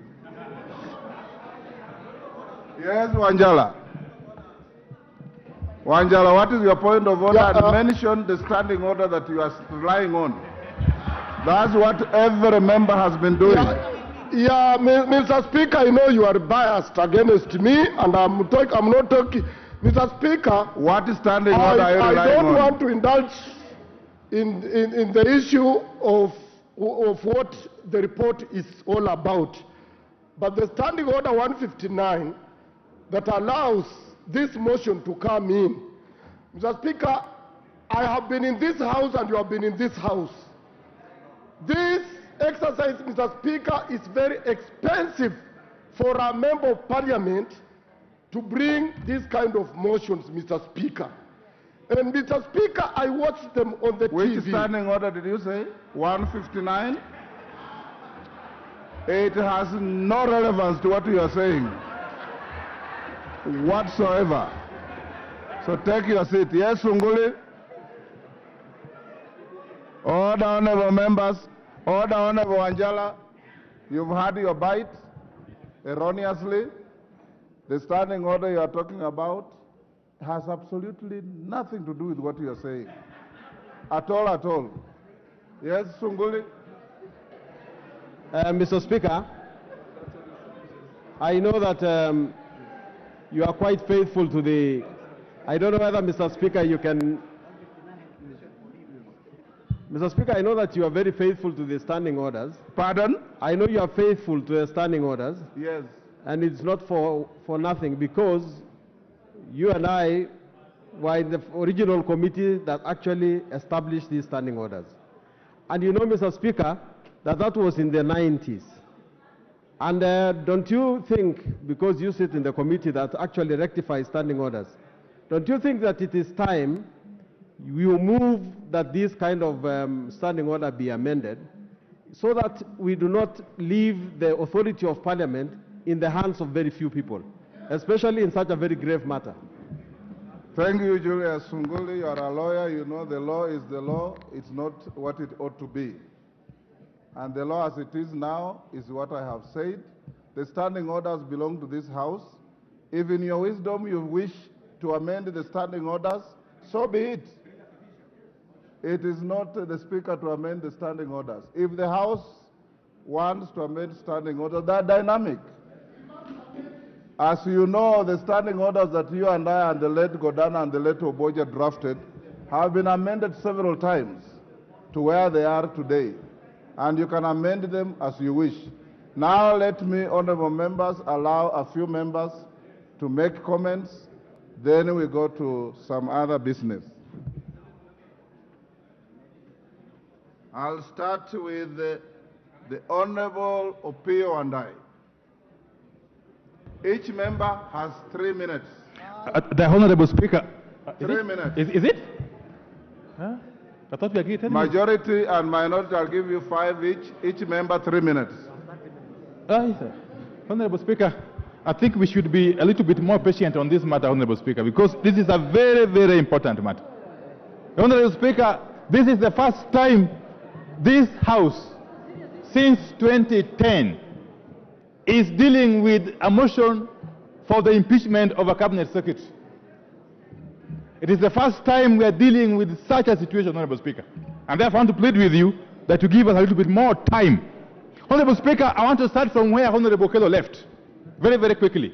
Honorable Speaker, I don't think it was the intention of the framers of our Constitution, 2010, that a decision of this House would be countermanded by a group of 7 people. Honorable Speaker, when we took a vote on this matter last Thursday, a whole 149 members of this House voted overwhelmingly to impeach Cabinet Secretary Linturi. It was not the intention, I submit, of the framers of the Constitution when they enacted Article 152, Sub-Article 9, read together with Standing Order 66(7), Honorable Speaker. Honorable Speaker, and I'm sure you know, you can teach us better. There is a danger in this idea of literally interpreting the law. I'm sure you know better than me of the Berryman case of 1946. Honorable Speaker, a purposive interpretation of the law would actually lead us to the conclusion that the decision of that select committee should have been subjected to validation of the whole House. Having said that, Honorable Speaker, there's a higher moral responsibility, Honorable Speaker, on the part of the Cabinet Secretary and indeed on the part of the appointing authority, following the overwhelming decision of this House last Thursday in a vote of 149 against 36. I don't think this matter should have even gone up to the select committee stage. In more decent democracies, the moment this House voted 149 against 36 to send Mr. Linturi home, the decent thing he should have done was to resign. Failure to resign, we would have expected the appointing authority to sack him, Honorable Speaker. Those two have not happened. Honorable Speaker, we are now back here today. We are back here today to continue from where we left last Thursday. Honorable Speaker, I want to persuade my colleague members not to give up, regardless of what the minority of 7 members have decided. Honorable Speaker, against all the available evidence, the minority of 7 members who have decided to let the Cabinet Secretary scot-free, this House must remain firm. This House must remain firm and assert its authority. Honorable Speaker, I dare say that following the vote of last Thursday of 149 against 36, this House will be in its rightful place to resolve not to have any dealings with the Cabinet Secretary, Medika Linturi. Honorable Speaker, this House has got the sovereign power on behalf of the people of this country to decide not to recognize Medika Linturi as a Cabinet Secretary in this government. Honorable Speaker, regardless and despite the resolution of the minority of 7, Honorable Speaker, the minority of 7 have actually brought this House to shame, if I may say so. You have brought the authority of this House into disrepute. They have actually made us become a laughingstock in the eyes of the public. And therefore, to remedy that anomaly, Honorable Speaker, I would be actually right.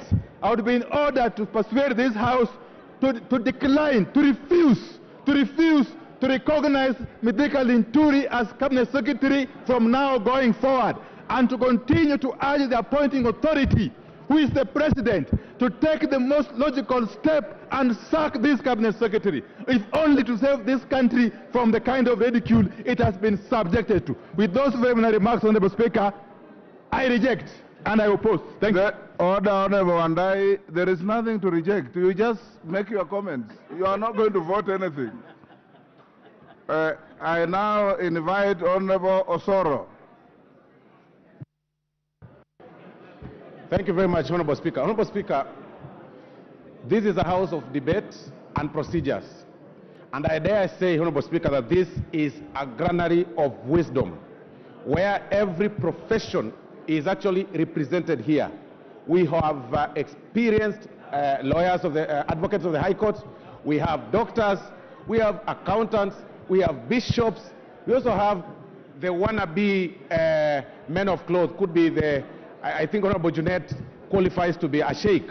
So this is a house where people are drawn from different professions and very experienced in different fields. Honorable Speaker, this is also a house, once one debates, must agree that it is a house where the majority will have their way and minority will have their say. When this motion was brought before this House, Honorable Speaker, the majority had their way, as it were then. But the procedures took center stage thereafter. After the majority had their way, the procedures were followed. The minority proposed their names, the majority proposed their names. An ad hoc committee was formed, Honorable Speaker, and they had their own elections, where they elected a chair to chair the ad hoc committee. And the chair of the ad hoc committee, Honorable Speaker, the Honorable Naomi Wako, is a reverend, is a person of great integrity, a person that has served this country in her capacity as a reverend, a person that has served this country as a canon, a person that has served this country as a senator, and a person now is serving this country, Honorable Speaker, as the deputy majority whip, Honorable Speaker. And all the proceedings, Honorable Speaker, were in full glare of the camera. We all watched what was happening. It was basically drama. Everything that we were watching, Honorable Speaker, in the proceedings were actually drama. What we were hearing, Honorable Speaker, is similar to what was actually being shown, or rather presented before, or brought before the matrimonial court the other day. And Honorable Speaker, there is no way a house of competence could have admitted the evidence that was brought. There was nothing watertight as it was being presented, Honorable Speaker. And Honorable Wamboka, as much as he tried, of course, in his role as a member of parliament under Article 95 to oversight, Honorable Speaker, he did not manage to raise a strong case, to bring a watertight evidence, to grow his, profile by pushing through a watertight case, Honorable Speaker, to have the Honorable Linturi impeached. So, Honorable Speaker, I support the report by this committee because I believe in them, and as the House of Debate, a house that believes in strength, a house that believes in procedures. Honorable Speaker, we proceed. It is done. We are now done with the whole thing, and now we proceed with the other, Honorable Speaker. Thank you very much. Honorable Robert Mbui. 3 minutes, so thank you, Mr. condense Speaker. your thoughts. Thank you, Mr. Speaker. Mr. Speaker, Kenyan farmers were duped into purchasing fake fertilizer through NCPB under the full glare and the watch of the CS for Agriculture. Mr. Speaker, a motion was brought to this House to dismiss that CS, and members of the House voted overwhelmingly to get rid of the CS. Then, Mr. Speaker, a committee of the House was put together to go and confirm the report and the vote of the members of Parliament. Unfortunately, Mr. Speaker, the members that were put in the committee, 7 of them went and turned the verdict of 149 members of Parliament. And Mr. Speaker, for the record, only 4 members gave a dissenting opinion. And Mr. Speaker, for the record, the Honorable T.J. Kajwang, the Honorable Yusuf Farah, the Honorable Catherine Omanyo, and the Honorable Robert Mbui stood with the Kenyan farmers and said enough is enough and the CS must go. Mr. Speaker, the reality is this, that when we went to that committee, Mr. Speaker, the committee, instead of carrying out investigation as was told by this House, the committee went and turned itself into a Supreme Court of Parliament of Kenya, presided over, Mr. Speaker, by the Lady Justice Naomi Wako. And Mr. Speaker, the rest of us became judges. Mr. Speaker, the question we're asking is this: is the committee of the House supposed to operate like a court, or are we supposed to continue operating like a committee of the House? Order, Honorable Mbui. Honorable Mbui, I did guide you, and you are a member of the committee. I told you you are quasi-judicial. Rules of evidence apply, limitations on hearsay apply, and everything that pertains to proceedings in a judicial court applies. You are quasi-judicial. Thank you, Mr. Speaker. We are quasi-judicial, but we became a court of law. Mr. Speaker, there was one major issue that we noted, that there were key witnesses that Mr. Speaker was supposed to have been called. The Constitution anticipates that we call witnesses. The standing orders of this House and even the rules of the committee were allowing us to call members to come and give witness evidence. Mr. Speaker, unfortunately, 2 key witnesses, the PS for Agriculture and the COO of one of the companies that is supposedly mentioned in this fake fertilizer scandal, were actually not called. Honorable Mbui, as a member of the committee, you are truly being wiser after the event. Honorable John Paul. John Paul, 3 minutes. You better compose your thoughts quickly. Give John Paul the mic. There you Thank are. you. Thank you very much, Mr. Speaker. Mr. Speaker, I stand to support the report from the committee and to commend, Mr. Speaker, their good work which they did within 10 days, Mr. Speaker. It is commendable that within 10 days, Mr. Speaker, the committee was able to gather evidence and to interrogate both the parties, Mr. Speaker. And today, Mr. Speaker, it has come to limelight of Kenyans, Mr. Speaker, that the one CS Medhika Linturi is clean, Mr. Speaker. And Mr. Speaker, I urge members, when the motions such as this, Mr. Speaker, is brought before this House, Mr. Speaker, it's good for any member who is bringing such motion, Mr. Speaker, of impeachment to do due diligence, Mr. Speaker, and gather enough evidence, Mr. Speaker, which can get maybe the minister with the mistake which, Mr. Speaker, they already seen he has. So, Mr. Speaker, this committee consisted of the competent members, Mr. Speaker, who are capable of interrogating the CS, Mr. Speaker, and they were able to bring forth, Mr. Speaker, to this honorable House, Mr. Speaker, that the CS is clean. Mr. Speaker, it should also be noted that when impeachment motion is brought in this House, it should not be brought, Mr. Speaker, with perception that maybe because maybe a person has a bad name or maybe the look of that person, Mr. Speaker, that person maybe qualifies to be impeached. So my advice to the CS Agriculture, Mr. Speaker, is that he should stand firm, do work to the Kenyans, Mr. Speaker, so that the Kenyans can have enough food, Mr. Speaker. The work he is doing currently is doing good. Thank you, Mr. Speaker, and I beg to support this report. Thank you. Irene Mayaka, 3 minutes. Thank you, Honorable Speaker. Honorable Speaker, I also stand here to express my complete disappointment that 7 honorable members averted the will of so many other members of this House. And Honorable Speaker, I am actually really disappointed on behalf of the farmers of not only Nyamira but the whole of Kenya. Honorable Speaker, Article 153 of our Constitution is very clear that the CS is accountable individually and collectively to the President of this country, and in so doing, Honorable Speaker, it also says that the Honorable CS is stopped from not taking accountability when anything goes wrong in his ministry. Honorable Speaker, the CS cannot run away from the fact that the ultimate responsibility actually stands with him.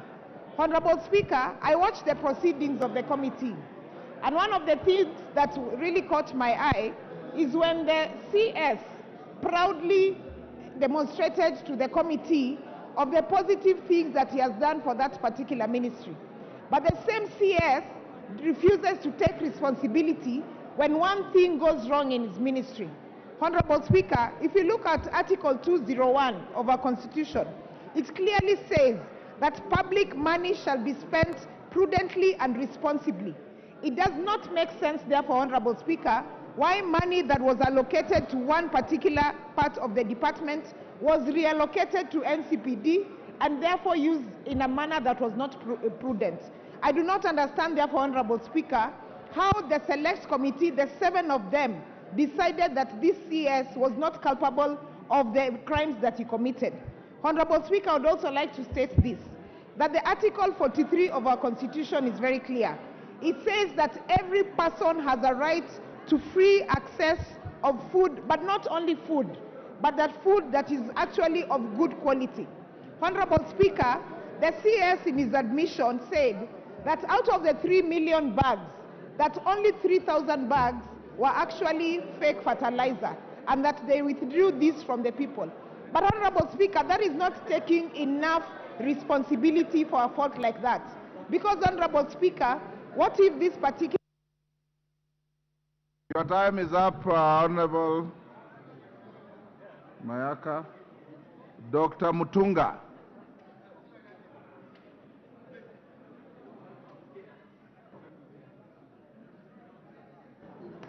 Thank you, Honorable Speaker, for the opportunity to speak on this motion. You have 3 minutes. Honorable Speaker, as the chair of the Committee on Agriculture and Livestock Development, I am sure the House knows that you have been making an inquiry on this issue. Honorable Speaker, I understand the feelings of the members.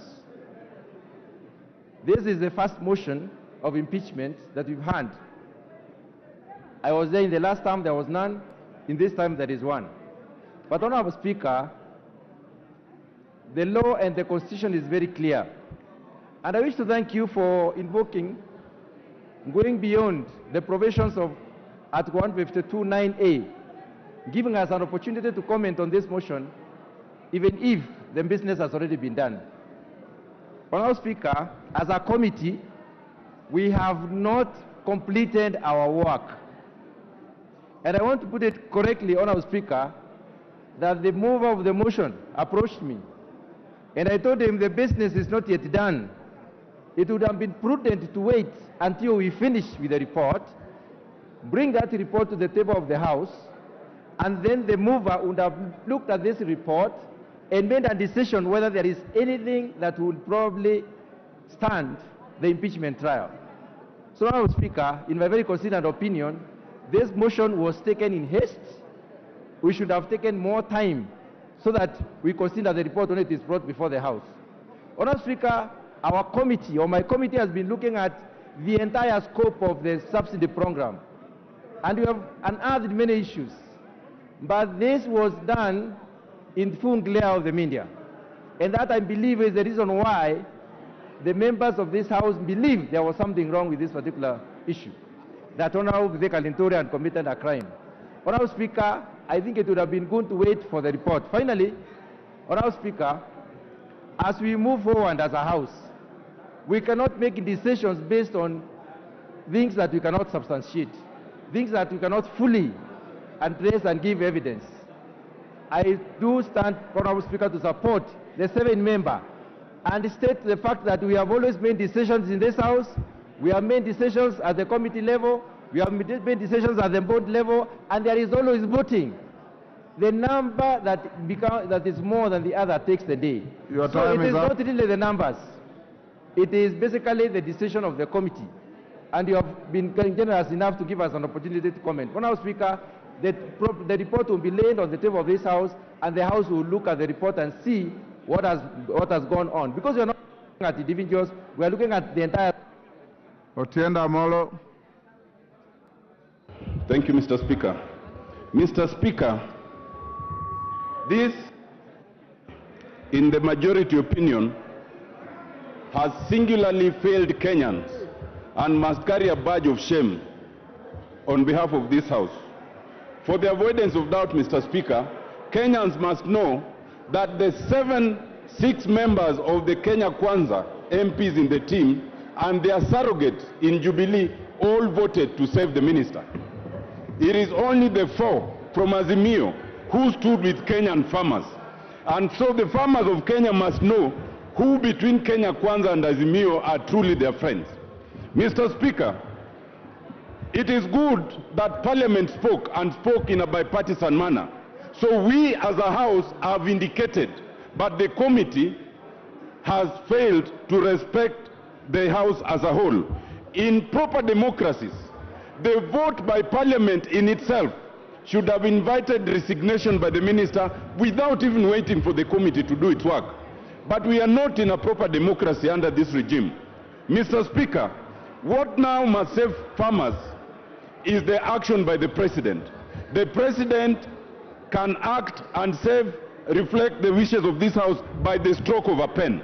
He does not need this House to resolve that issue. Mr. Speaker, secondly, it must be noted, and some members had questioned the wisdom of Article 152.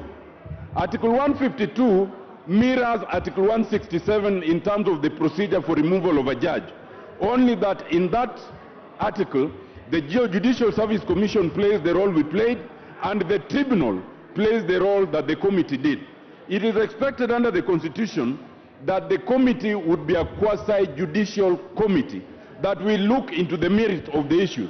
Unfortunately, Mr. Speaker, the committee, most of its members went with a preconception because they'd already spoken here against that motion. And instead of therefore exercising independence of mind, they went with a fixed thought. Mr. Speaker, we must learn a lesson. Number one, we should not allow the majority leader to sabotage such a motion as he did in this case. Number two, Mr. Speaker, the mover should be the one to suggest the names of those constituting the select committee. And more importantly, number three, Mr. Speaker, we should ensure that the members are knowledgeable, they have integrity, and they are independent. Thank you, Mr. Speaker. Thank you, Honorable Otienda Amolo. Rindikiri. Thank you, Mr. Speaker. You have 3 minutes. I like to support the verdict that has been passed by the Select Committee led by their chairman, Madam Waku. Mr. Speaker, I want to remind this House, every year we celebrate what is called Easter. Mr. Speaker, during crucifixion of Jesus, the multitude called for crucifixion of Jesus, and they said, let's release Barnabas. Mr. Speaker, what we are hearing now is people calling for crucifixion of Jesus and saying, release Barnabas. Mr. Speaker, we cannot pretend as a House. I am very saddened to hear the Vice Chair of this committee, a man of respect and a mentor, disowning the sittings. Mr. Speaker, Mr. Vice Chairman sat for that committee for 3 days, including the report lighting, and at no single time did he withdraw from the position of Vice Chairmanship. Mr. Speaker, the decision of the Chair and the decision of the Vice Chair are one and the same. So we cannot play for the public gallery. Mr. Speaker, we cannot dictate terms as what the President of this Republic should do. Mr. Speaker, Mr. Karintoli cannot be sacrificed for doing what is good. Mr. Speaker, Mr. Karintoli did not say these 3 charges be brought against him. Mr. Speaker, the mover, first of all, he totally failed to prove the case himself.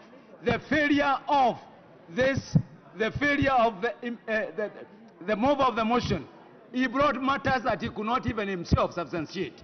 He went ahead to call for evidence support, calling the PS, calling the MD of Care Chemicals. Mr. Speaker, he was looking for evidence. He should have sought for good evidence before proceeding to bring the motion in Parliament. So, Mr. Speaker, let's abide by the rules of Parliament. Let's abide by the rules that we have set ourselves. Mr. Speaker, it is a shame to play for the public gallery, to sacrifice one person who has a track record of good performance in this country. And Mr. Speaker, we shall not listen to the public. We shall listen to the rules of this Parliament. I thank you, Mr. Speaker.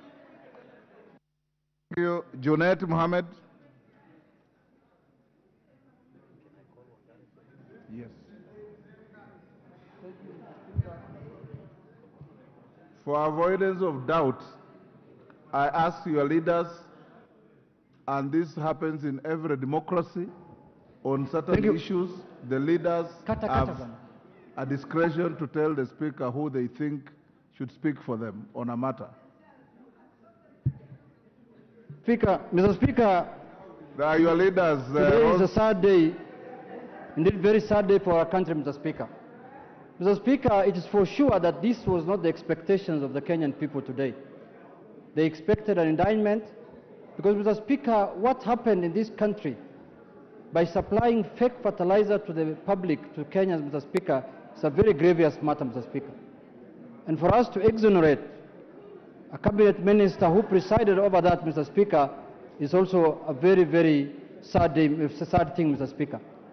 Mr. Speaker, we have won the battle, but we have lost the war. Why do I say so? Since the inception, Mr. Speaker, of the new constitution, this is the first time an impeachment of a cabinet minister went through the second stage. After collection of the signature, approval of the Speaker, and then it went through the House and went to the committee. I remember in the earlier 2 parliaments, Mr. Speaker, it never used to go past the tabling of the motion, Mr. Speaker. So we have made a progress, and I want to thank Honorable Wamboka, who remains a hero, Mr. Speaker, in this country, for taking the initiative to save the Kenyan farmers, Mr. Speaker. If you watched, because the proceedings were live on TV, Mr. Speaker, what Honorable Linturi was talking about, instead of telling Kenyans how fake fertilizers found itself in the market, he talked about the famous episode, the soap opera of his love gone bad, Mr. Speaker, with the Honorable Keitany. Mr. Speaker, if we continue like this, then in the national holidays, when people are given honors, Mr. Speaker, we should add corruption as one of the honors that is awarded, Mr. Speaker. Corruption should now become a badge of honor in this country, Mr. Speaker. How can this House preside over a committee report that has turned the will of 349 members upside down, Mr. Speaker? And they know very well the mood of the House was that they want the minister impeached. Now, it is now the responsibility of the appointing authority to sack that minister as early as this afternoon, Mr. Speaker. Lastly, Mr. Speaker, if we were in mature democracy, this cabinet secretary will have resigned long time ago, Mr. Speaker. He will not have been in office by now. He will have left the office, and because he has no moral authority to serve Kenyans anymore, Mr. Speaker. Mr. Speaker, this parliament cannot be used as a rubber stamp, the way I see it happening today. If the fake fertilizer thing has gone the way it is going today, then fake medicine will go through, fake water will go through, fake everything will go through in this country, and the people who are going to suffer in this country, Mr. Speaker, is the Kenyan people, Mr. Speaker. If we were elected, and this is not what the Suna East people today expected, Mr. Speaker, when I saw the constitution of the committee that was done by the majority leader, Ichungwa, give him 2 seconds. Mr. Speaker, when I saw the constitution of the committee that was done by the majority leader, the 7 members from his side, I knew this is an exercise in futility. I knew the matter is dead on arrival. I could see the faces there. I know them. I have been in this corridor. I have been in this parliament long enough. I have operated in this corridor of this parliament. I knew this fait accompli. No report, nothing useful will come out of the committee. Thank you very much. I submit to the Speaker. Kimani Ichungwa. Thank you, Honorable Speaker. And I hear what the leader of the minority whip is saying. And it is true, Honorable Speaker, that if you have been here long enough, like the Honorable Junet Mohammed, and many others, including Robert Mbui, who was a member of this select committee, you would know then that impeachment of a cabinet secretary is not a matter that you vote and make a decision based on emotions. It's also not a matter that you decide based on whether you like somebody or you dislike them, or whether they answer your calls or reply to your texts. It is a matter that is based on the law. Honorable Speaker, the preliminary objections you heard from the Honorable Otiende Amolo and the leader of minority speaks volumes to the issues that I was speaking to here last week. That one, we sought to impeach a cabinet secretary without duly considering the provisions of Article 152 of our Constitution, and especially so Article 152(7), and our standing orders from Standing Order 64 to 68. Honorable Speaker, you remember me advising the Honorable, the sponsor of the motion, the Honorable Wamboka, that if I were him, I would have been patient to allow conclusion, a logical conclusion of the inquiry by a committee of this House under the leadership of Honorable Mutunga, the Committee on Agriculture, that I would have been patient to allow investigative agencies to investigate and see if there's culpability on either the cabinet secretary or any other public officer before proposing an impeachment motion. Honorable Speaker, this report, as you said, it is good for academics. And it is important that all the 349 members of this House read that report so that they understand that impeaching a cabinet secretary can never be anchored on our feelings, our emotions, and whether we like somebody or dislike them. That we must ensure any time you want to impeach a cabinet secretary or a public official, it is based on what is provided for in law.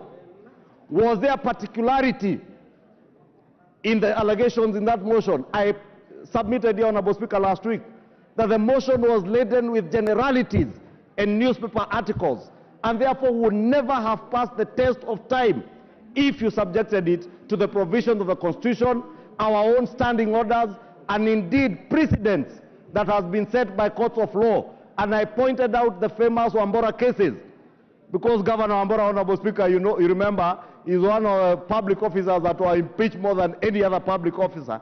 And therefore, I want to urge members, Honorable Speaker, that this becomes a lesson to learn for us as a House.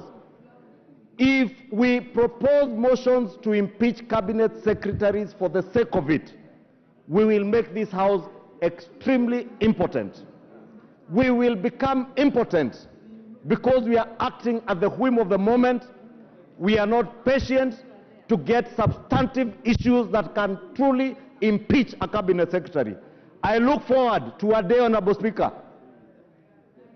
that under the provision of our 2010 Constitution, we will offer meaningful oversight over cabinet secretaries, that we shall take our work seriously as a House, and we make sure, Honorable Speaker, that if we do an inquiry like we were doing, Honorable Speaker, we base all our deliberations on facts and not emotions, Honorable Speaker.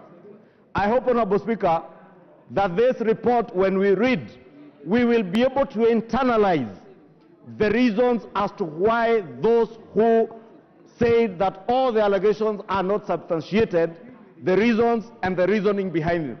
Honorable Speaker, I know there are those who have expressed their minority opinion.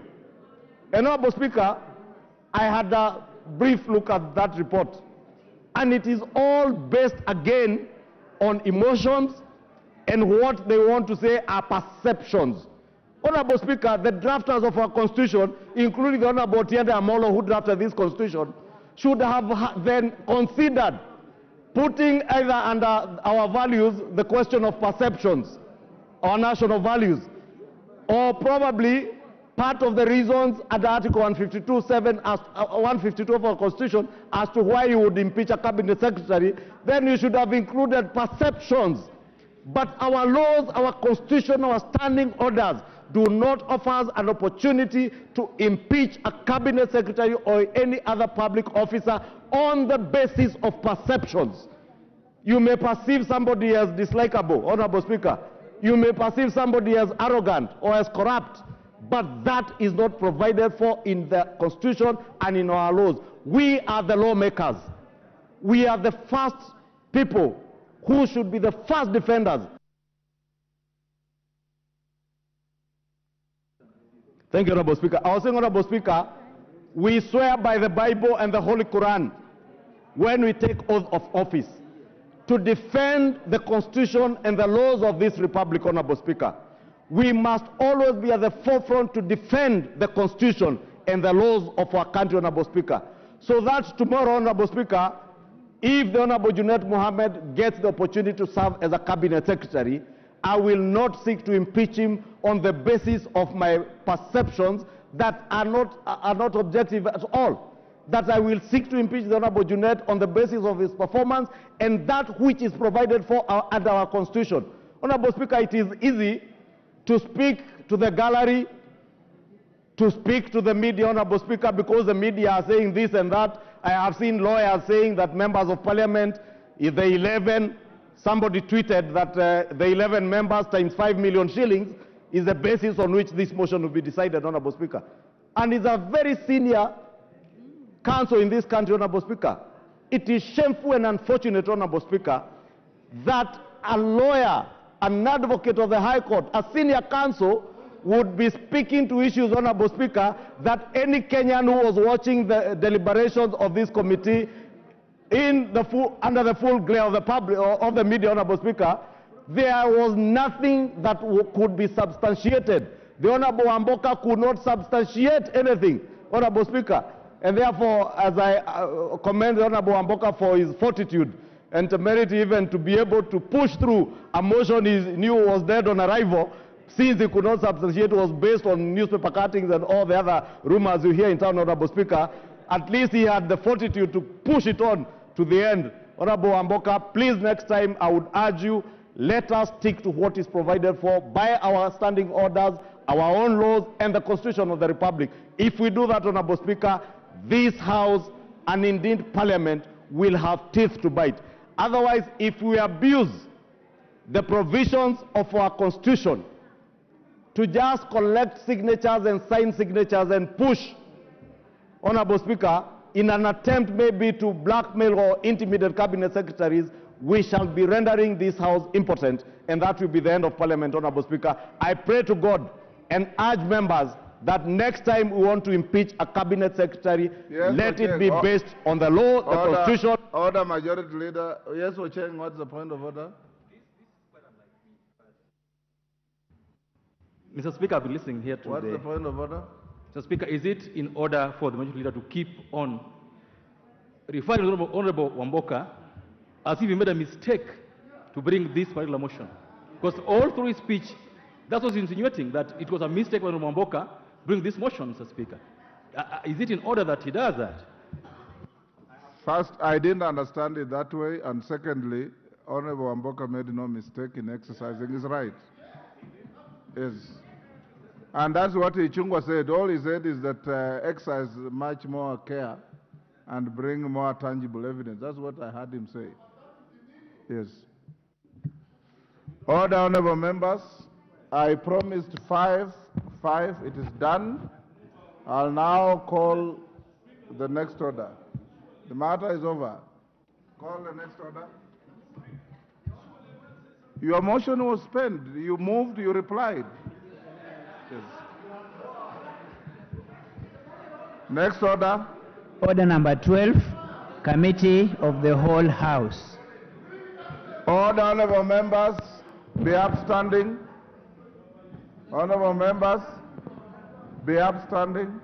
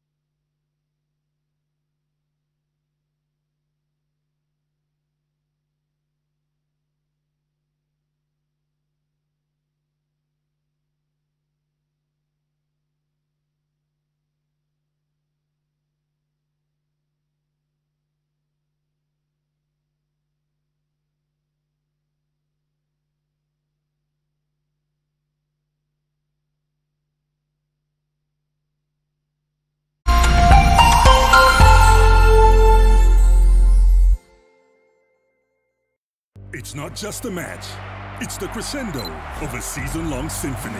Now approaching the final. Critical moments. 2 for 1. Inside the final. The FA Cup final. European final. Europa League Champions League final game. Stay connected to GoTV to witness. Live in all the finals on GoTV. Brace yourself for the kickoff of the UEFA Euros 2024. Only on your World of Champions.